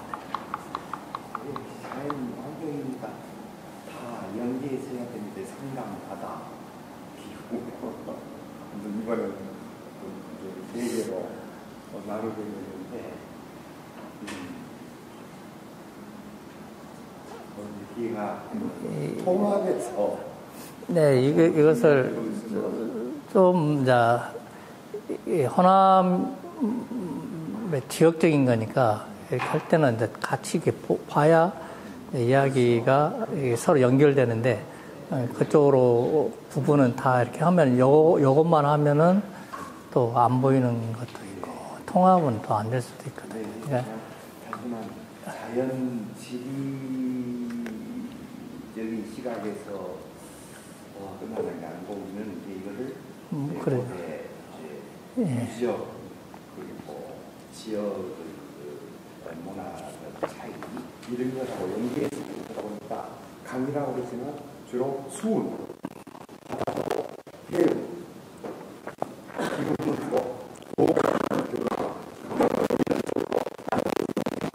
네, 아니 계획하신 건 잘하는 것 같은데 이제 기후 가지고도 이제 빙하기 때 우리 한반도의 모습, 빙하기 이후에 해수면이 올라오면서야 또 모습, 한 번 더 올라왔다가 또 빠졌을 때 우리 모습. 옛날 이해준 선생이 했던가. 이해준 선생이 이제 섬해가 더 산사의 유적이 육지보다 더 앞선 유적들이 나오니까 이제 배를 타고 어떻게 건너갔겠느냐는 이야기를 하셨는데, 그건 이제 그 당시에는 해수면이 낮았을 때니까 그런 것들이 이제 그냥 지금의 상태로만 또 환경이 안 이루어지거든요. 그래서 제가 81년에 강원도 양양군 오산 유적이라고 하는 신석 유적을 보고 있거든요. 이묘지 선생님이랑 그때 이게 새로운 전혀 보지도 못한 새로운 자료가 최하층에서 나와가지고 자연의 지리적인 관점에서 퇴적 과정을 이해한다면 그 역성의 연대를 좀 파악할 수 있겠다 싶어서 박용환 교수를 교수님을 들었어요. 그래서 상경성이라는 맥을 얘기해 주시는데 결론은 세부적인 연대는 고고학자들이 어느 정도 잡아줘야 연대가 나오거든요. 뭐 기원전 5,000년, 6,000년 이런 얘기를 지리학이 잡히는 어렵다. 그 말씀을 하시더라고요. 지금은 지리학 애들도 이제 유물연대는 이제 역사 쪽에서나 고고학에서 하니까 주로 이제 화분 또는 이제 탄소 또는 뭐 우주선 이런 이제 연대 측정하는 애들 요새 미국에서 많이 해갖고 왔어요. 예, 요새는 그런 걸 많이 해서 하는데 아무래도 연대가 짧은 것일수록 그게 정확성이 있어요. 그래서 이제 그건 유물 편년하고 생각해 봐야 돼요.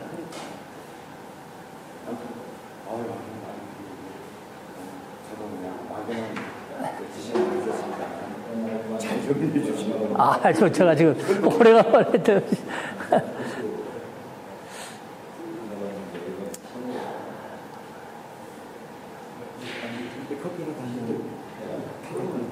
아니 뭐 거의 하고 끝나고 나서 먹을게요. 제가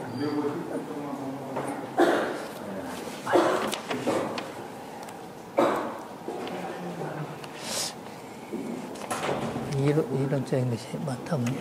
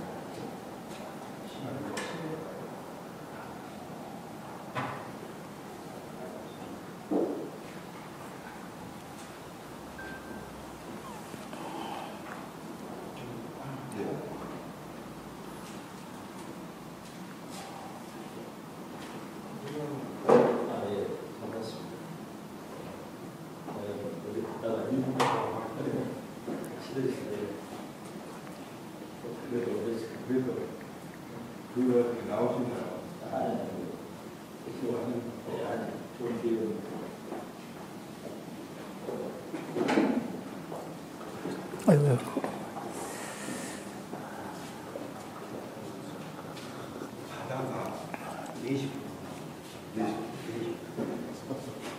아, 그래요? 네.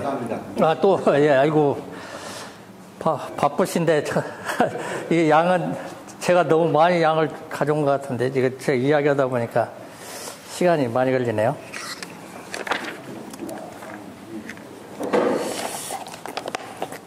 뭐, 뒤에는 이제 산을 주로 이렇게 사진 자료를 많이 넣어서 앞에서 설명을 많이 했기 때문에 사진을 보고 설명했습니다. 아까 말씀드린 것처럼 산경표에 의한 산 호남 정맥만이 우리 호남을 이해하는데 중요하겠죠. 그러나 이건 섬진강의 분수계다는 거예요. 이게 이 영산강하고 섬진강하고 나눠져요. 무등산은 이서쪽은 섬진강물입니다. 여기 강주에 여기 있는 우리 이제 거기 증기수사천이나 또는 산장에서 흘러내리는 천들인 다 영산강물이 되죠.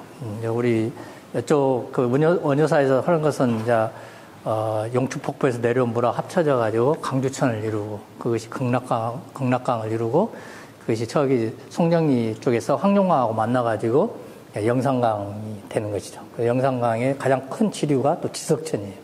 지석강을 만나 가지고 나주 쪽으로 이제 빠져나가는 것입니다. 그렇기 때문에 이쪽의 분위기하고 여기 나주 볼판에 있는 분위기하고 이 무등산을 넘어서 저쪽 그 곡성이나 이쪽 그 순천이나 이쪽으로 가보면 분위기가 좀 달라요. 길의 인식은 확실히 산이 많은 쪽이 인식이 쉬워요. 여기 그냥 빠져나갈 데가 없지 않습니까? 이게 그 하천 따라서 쭉 가면은 강도 볼 수 있고 이렇게 경관이 나주 쪽으로 이렇게 오면은 삼포나 이런 데로 가서 이제 뭐 가보보세요. 길이 그냥 온 사방 가운데 퍼져가지고 어릴 때는 그냥 헤맬 때도 있어요. 길이 오히려 찾기가 더 어려워요. 넓으니까. 근데 그것이 우리 호남을 이해하는데 굉장히 중요하다고 생각합니다, 저는. 왜 그러냐면 섬진강 유역에 사는 사람과 이 영산강 유역에 사는 사람의 문화적인 차이도 있을 것이고, 또 우리가 마한이라고 하는 그 고분이나 이런 유역들도 제가 그 순천 쪽에 그 돌산이나 이런 데 돌아보면 그때 발굴했던 거 보면 나는 이게 당연히 여기 호남이니까 이게 당연히 이게 여기 뭐 백제 거 아니냐 이렇게 하는데 그걸 모르겠어요. 이제 전문가가 보고는 이게 가야과 같다 이렇게 말하니까 권역이 이제 사실 달라진 것이죠. 우리가 생각하는 거랑 달라지죠. 그래서 이런 부분을 크게 이해하는 것은 호남정맥이 상당히 중요한 의미가 있다. 근데 이걸 이렇게 뭐 말로 이렇게 쭉 산줄기를 써놨지만 이게 지금 전라북도하고 연결돼 있거든요. 전라북도 저기 금강 유역에 있는 장수도 있고 진안도 있고 거기서부터 다 이렇게 흘러서 내려오기 때문에 이 호남정맥은 꼭 우리 전남만의 문제는 아니고 진짜 호남 전체를 상징하는. 그래서 이 호남정맥이라는 말이 우리 호남정도, 우리 호남이라는 이름이 지금 1000년이 넘었다고, 1000년이 이제 넘었는데, 최근에 뭐 호남정도 1000년 뭐 해가지고 큰 사업도 해서 책도 만들어진 걸로 알고 있습니다. 그때. 전라북도가 자꾸 소외된다고 해가지고 문제시 됐었는데, 이때 이 호남이란 말을 정의하기 어려워요. 아직도 어디가 호남이냐. 어디서부터 호남이냐. 이 문제가 아직도 역사적으로나 뭐 이게 정치적으로 보면 아주 다른 판단이 나옵니다. 제가 좀 빠져서 얘기한다면, 아마 그 많이 들었던 건 전라도 차별 문제 나오고 지역감정 문제 나올 때 이런 말을 많이 했습니다. 그것은 옛날에 이미 뭐 전라도는 촬영산맥 이남, 그게 뭐예요? 훈요 10조라고 하는 그게 나오잖아요. 그것을 옛날 국사책에 사료로 그냥 그걸 그대로 실었어요.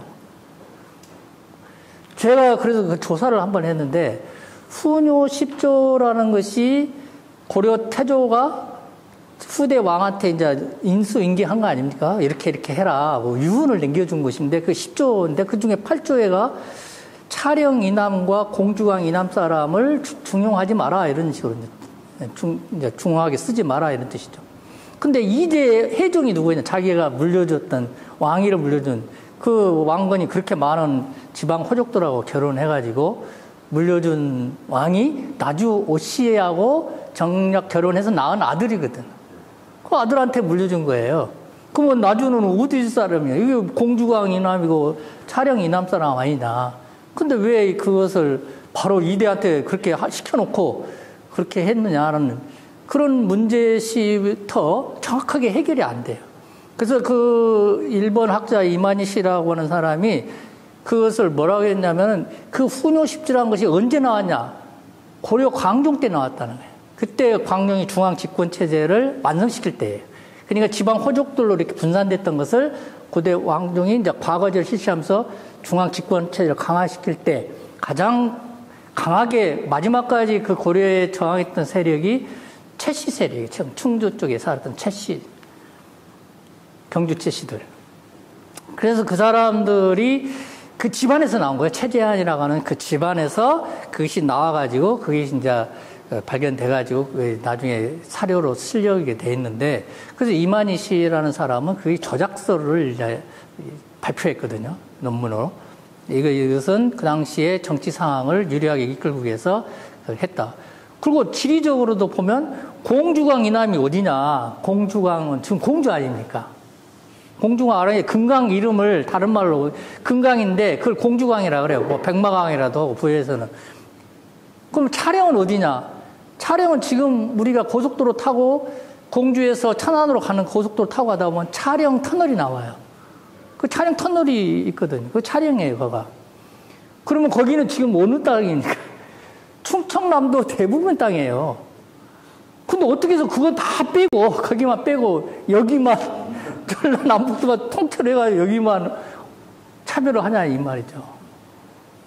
그 말이 많지 않습니까? 그 밑에 세력이 바로 충주 최씨들의 세력권인데, 왜 그렇게 어정쩡한 그런 그 분류를 시켜가지고 결국 차별은 이 전라남북도만 칭해가지고 호남이라고 하느냐. 말이 안 맞죠. 이 호남이라는 것을 정의하기가 상당히 아직도 논란의 소지가 있는 지명이에요. 어디서부터 어딘지도 모르고, 의림지라고 한 사람, 뭐 어떤 사람은 벽골제라고 한 사람, 다 맞지도 않습니다. 중국에 호남성이 있죠, 호남성.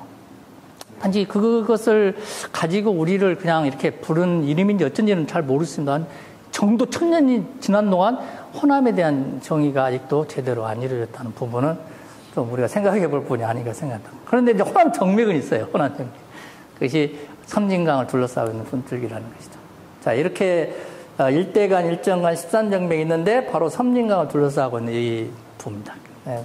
강중에서는 제일 작죠, 여기서. 어떻게 보면 호남정맥이 작습니다. 그래서 이걸 좀 더 확대해서 보면, 이 백두대간에서 이제 뻗어 나와가지고, 이렇게 금강, 여기가 금강, 이게 그 장수의 수분령이라고 있어요, 수분령. 거기는 이제, 거기 제가 금강 재기하고 남원으로 흘러가는 물줄기하고 나눠집니다. 그리고 그쪽으로 넘어서, 이렇게 가면 이제 금남정맥이, 여기 이제 금강을 둘러싸고 있는 물줄기하고 나눠져요. 그래서 이게 쭉 가서 전주로 해서 사실 호남평야라고 하는 것은 여기를 말하죠. 근데 호남평야가 우리나라에서 제일 큰 평야라고 하는데 강은 형편없는 강이에요.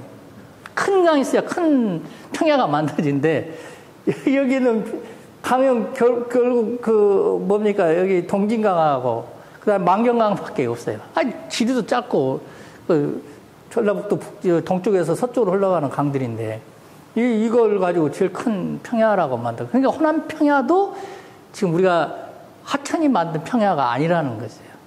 하천이 만든 평야. 나주 평야도 물론 많은 부분은 개간된 땅이 많고요. 그것이 호남 평야만큼이나 좀 성격이 좀 다르다는 특성을 좀 갖고 있습니다. 어쨌든 이 내려온 그 섬진강이 여기 광양으로 이렇게 흘러가는데 가장 큰 지류가 이게 보성강이죠. 그 다음에 이 동북천이 그다음에 흘러. 그래서 그 산줄기를 쭉 이어서 보면 이제 무등산으로부터 해서 국사봉, 사자산, 제암산 쪽으로 해서 존재산에서 이렇게 백운산으로 넘어가지고 광양에서 끝납니다.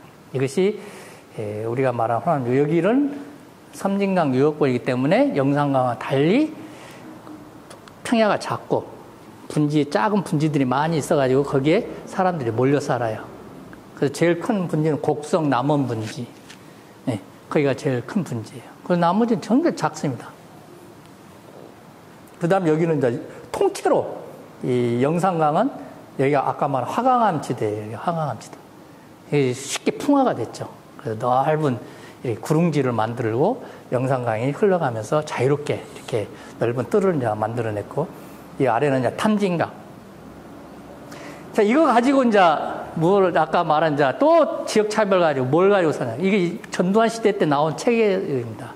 사회과학지에 보면은 전두환이 그 시절에 호남 이제 차별론이 많이 나오니까 그걸 가지고 니들은 옛날부터 이랬다. 그리고 거기에 보면 고구려 신라까지 나와요. 고구려 신라 백제. 뭐 이기백 선생이 그랬다고 지금 나온. 그러면 우리가 언제 나라가 고구려 신라 백제부터 지역 갈등이 있다고 하면 그 어떻게 살았겠습니까? 그래서 그런 이야기는 입도 없었는데 그 책에서는 이제 왜 그러냐면 역사적 연원을 찾아놔야 네가 지금 차별한 것이 지금이 아니라고 하는 당위성이 있지 않겠습니까? 그러니까 이제 자꾸 그걸 찾는 거예요. 그러면서 아까 훈효십제도 이야기하고 고구려 신라 백제 이야기도 하고 또 하나가 풍수 가지고 이야기해요. 풍수. 그 탕리지에 약간 그런 말이 나옵니다. 이중환이는 전라도 오도 안 했어요. 아버지도 않고 이제 쓴 것이 그냥 듣고 썼겠죠. 근데 경상도는 낙동강 물이 다 이렇게 합류가 됩니다. 지금 안 보이는데 여기 보면 낙동강 물이 쭉 해서 여기 바로 남원에서 갈라지고 있는 경호강 그 물이 또 난강을 이루어가지고 여기서 다 합류돼요. 그래가지고 합천이라고 하는 데가 물이 합쳐진 데입니다. 그래서 이 산이 다 둘러싸고 물줄기가 다 합쳐지니까 풍속이 깨끗하고 그 마을들이 정리가 잘 돼가지고 그렇다라는 이제 풍수적으로 그래서 좋은 땅이다 이런. 근데 호남은 자 섬진강은 열이 빠져나가고 영산강은 열이 빠져나가고 강진 탄진강은 열이 빠져나가고 뭐 동진강 만경강은 이쪽으로 빠져나가. 그러니까 머리 풀어 헤친 산발령이다. 미친년이 머리를 막 풀어 헤친 산발령이다. 그러니까 여기는 서로 하나로 한 물줄기로 모으지를 못하니까 풍속이 좀 다채로운 거지. 내가 거꾸로 보면 그러기 때문에 좀 습속이 좋지 않다. 뭐 이런 식으로 표현을 해놓은 부분이 있어요. 이중환이 와보지도 않고 이제 그렇게 뭐 들었던 소리 가지고 썼는가 모르겠는데 그렇게 썼는데 자 그러면 풍수지리라는 것이 우리나라만의 일이 아니라 전 세계적인 정론으로 이론으로 발전시키려고 하면 어느 나라에서는 그것이 통해야 될 거 아닙니까? 그럼 유럽에 보면은 저기 보면 독일 라인강으로 쫙 이렇게 이어져 있습니다. 물론 여러 강이 있지만 대표적인 라인강 시대이죠. 그 대신 프랑스 같은 데는 어떻게 되어 있냐? 프랑스 보면은 론강, 세느강, 여기 누아르강 다 이렇게 그 가운데 중앙고원이라는 거 있어요. 이게 중앙고원에서 갈라져 갖고 다 이렇게 지중해로 흘렀다가 뭐 대서양으로 흘렀다가 위로 흘러갔다 다 나눠지는. 그러면 프랑스는 미친 산발령이고 독일은 그렇게 말할 수 있겠느냐 이 말이죠. 그러니까 그렇게 그 되지도 않는 그런 설을 가지고 우리의 그런 사람들이 학자들이 연구를 해서 막 성과를 발표해놓고 이제 그 지역 차별로 이야기하니까 기가 막힐 노릇 아닙니까? 그러니까 우리가 그렇게 뭐 지역 차별을 당해서 문제가 된 것이 아니라 그런 시기까지로 우리를 깊이 바라보려고 하는 것 자체가 우리의 문제가 크다. 그건 바로 정치적인 세력이 우리를 이용하는 것이지 우리가 그걸 이용해서 무슨 득을 보겠어요? 우리가 지역 감정을 일으켜서 호남 사람이 무슨 이익을 보겠어요? 근데 그런 말을 하면은 너희들이 그 지역을 계속 의식하고 있다. 지역 의식은 있어요. 지역 의식이라는 것은 지역성이에요. 당연히 필요합니다.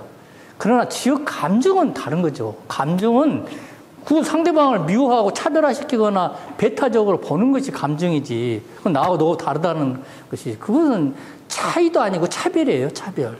그걸 우리가 문제시하는 거지 지역 그 자체를 가지고 문제하는 건 아닌데 그렇게 오해를 한다는 것이죠.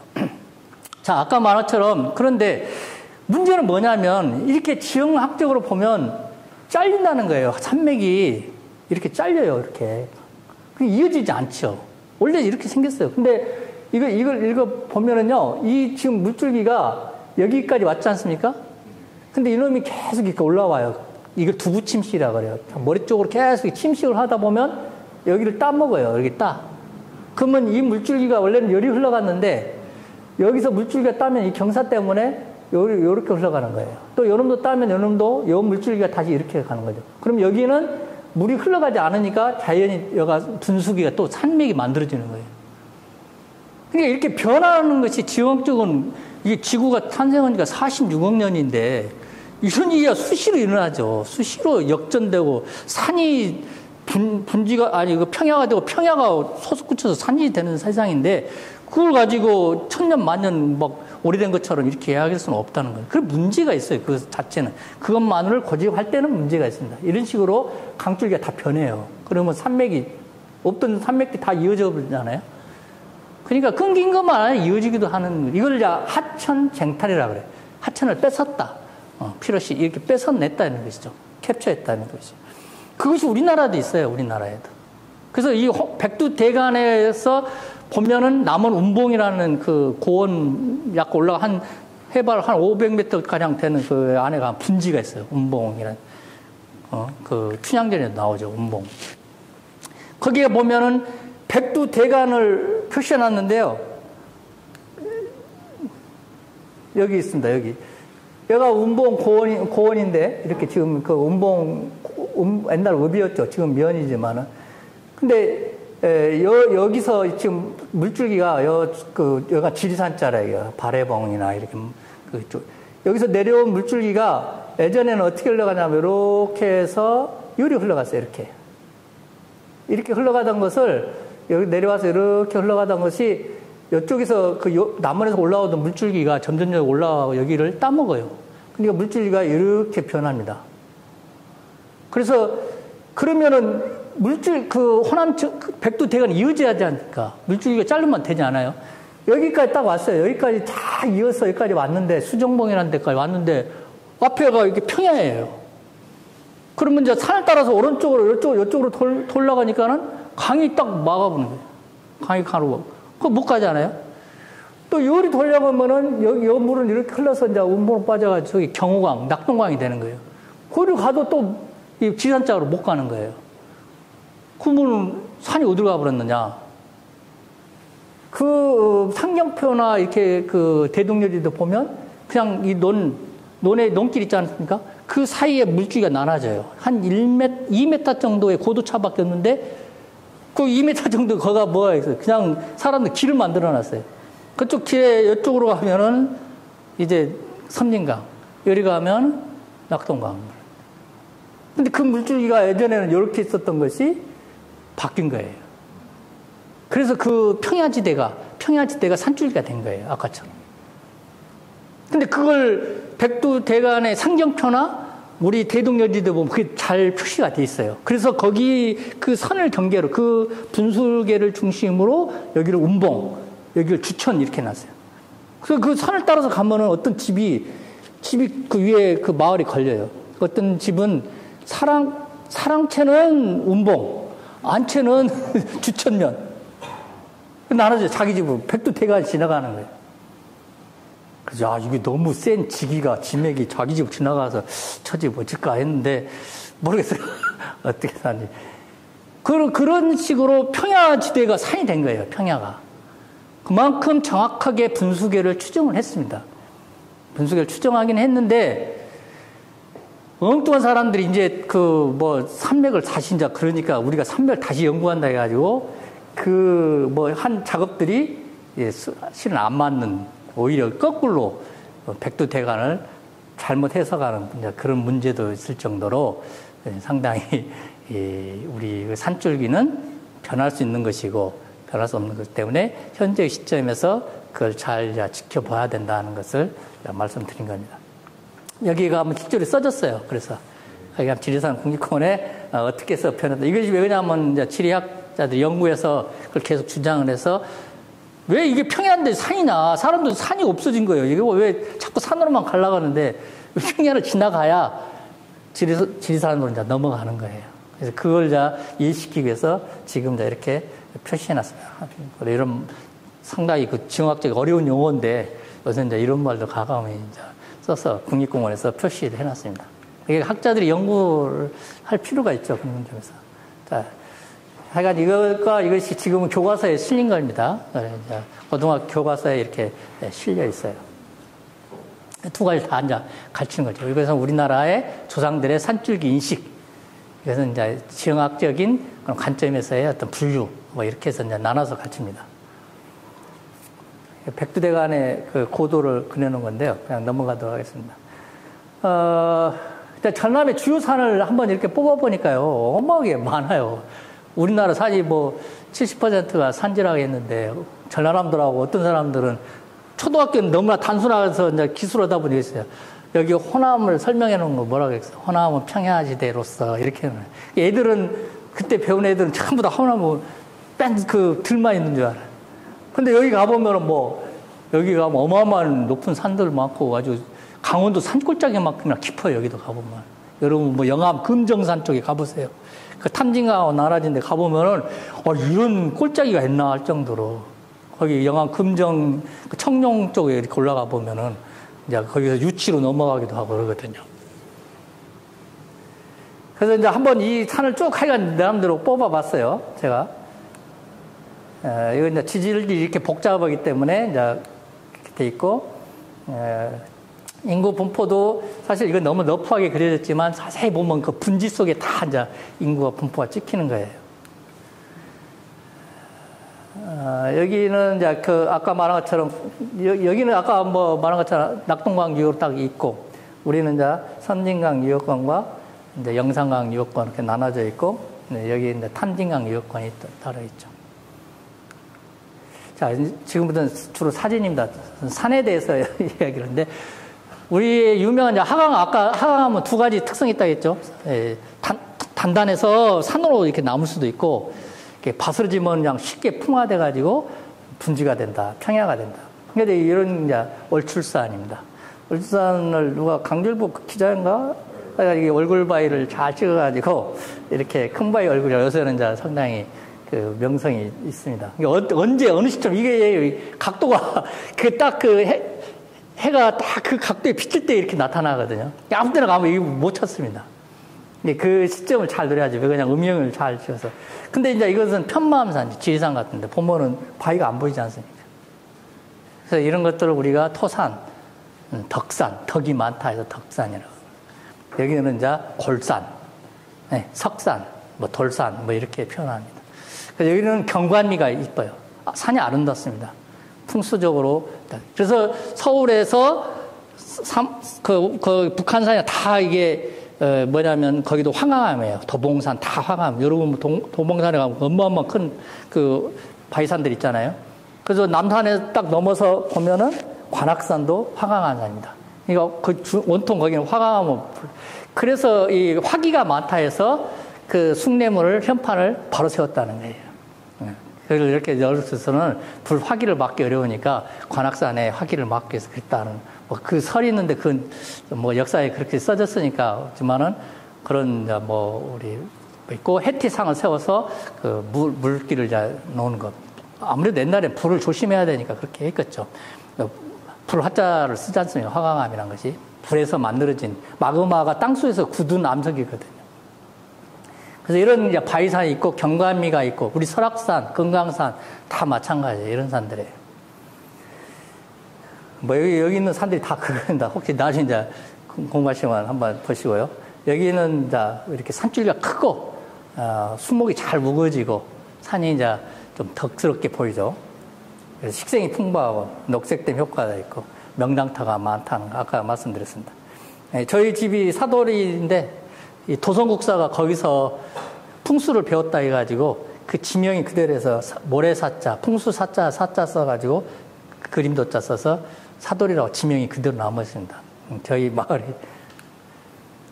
이렇게 그 지리산인데 국립공원이 돼 있죠. 우리나라 1호 국립공원입니다. 그래서 오래된 산입니다. 편마암 복합제라는 건 오랫동안 그냥 산이 그 땅속에서 열받고 압력도 받고 막 이렇게 했다는 그 의미예요. 오래됐다는 뜻이죠.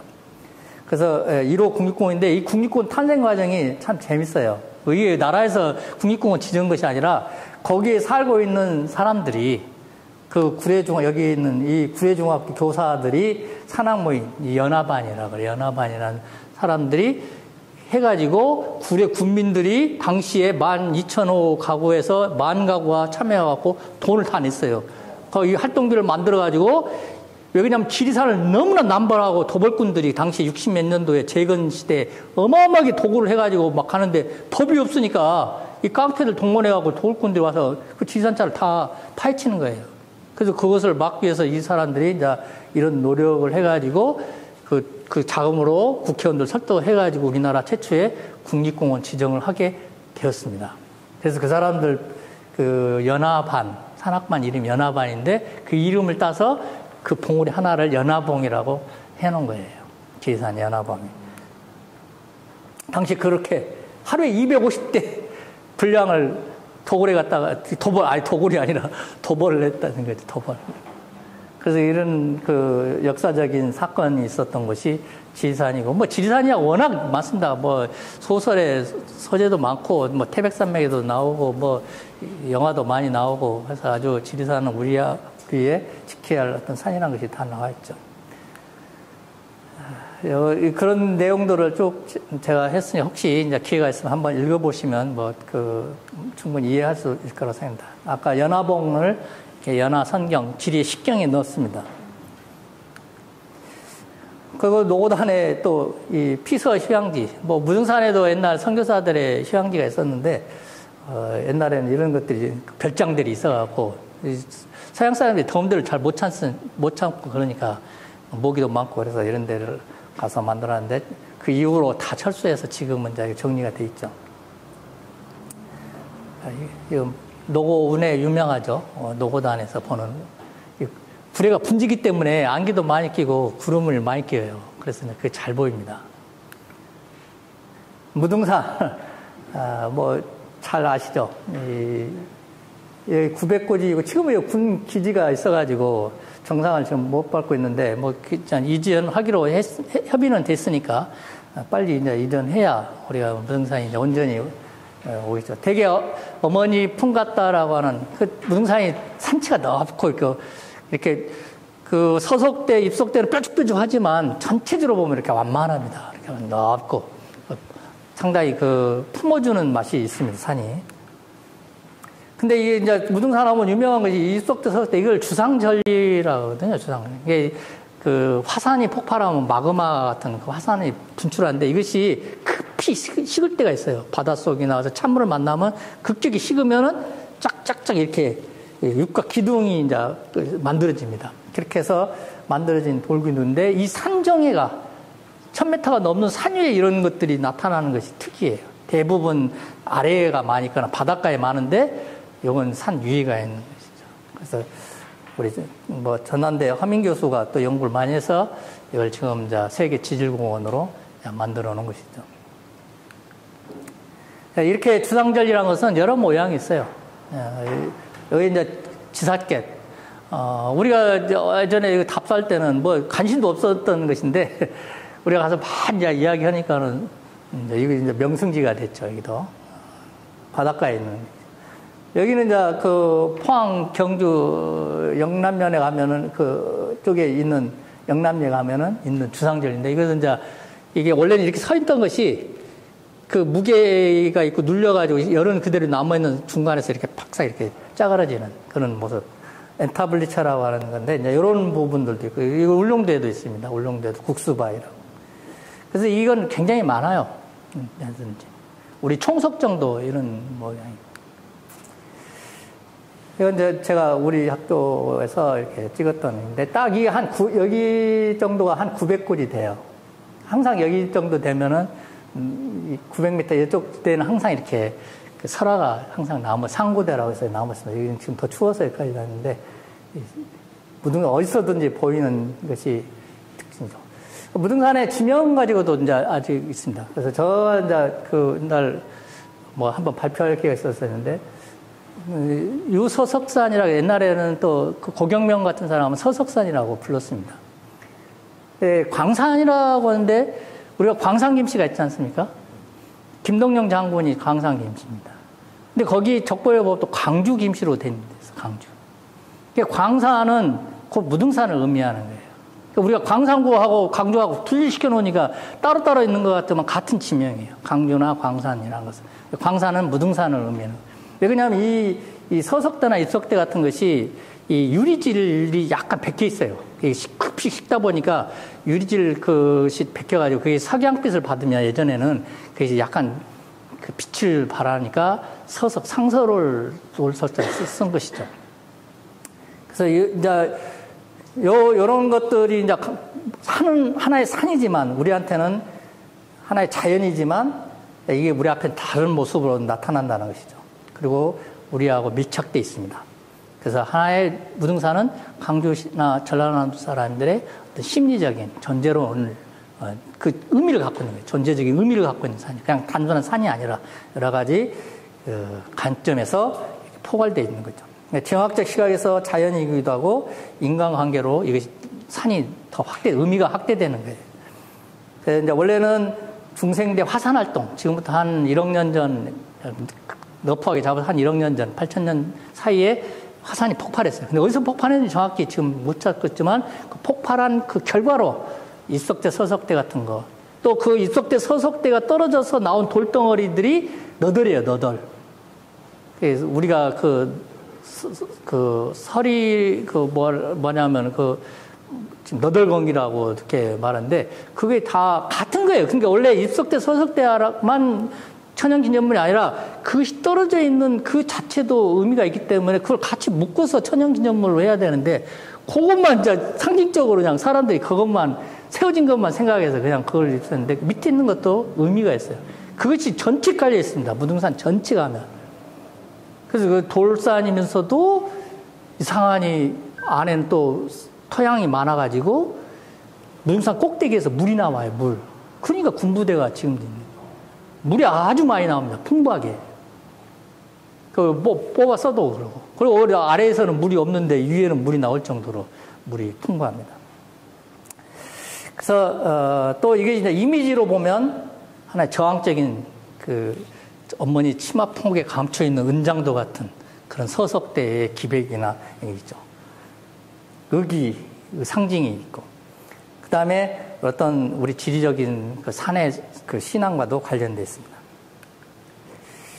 탄생 과정을 보면 46억 년 지구가 태어났는데 사실 이것을 45일로 이렇게 좀 좁혀서 이렇게 보면은, 언제 만들어졌냐면 오늘 오전 8시에 45일 마지막 날 오전 8시에 무등산이 만들어진 거예요.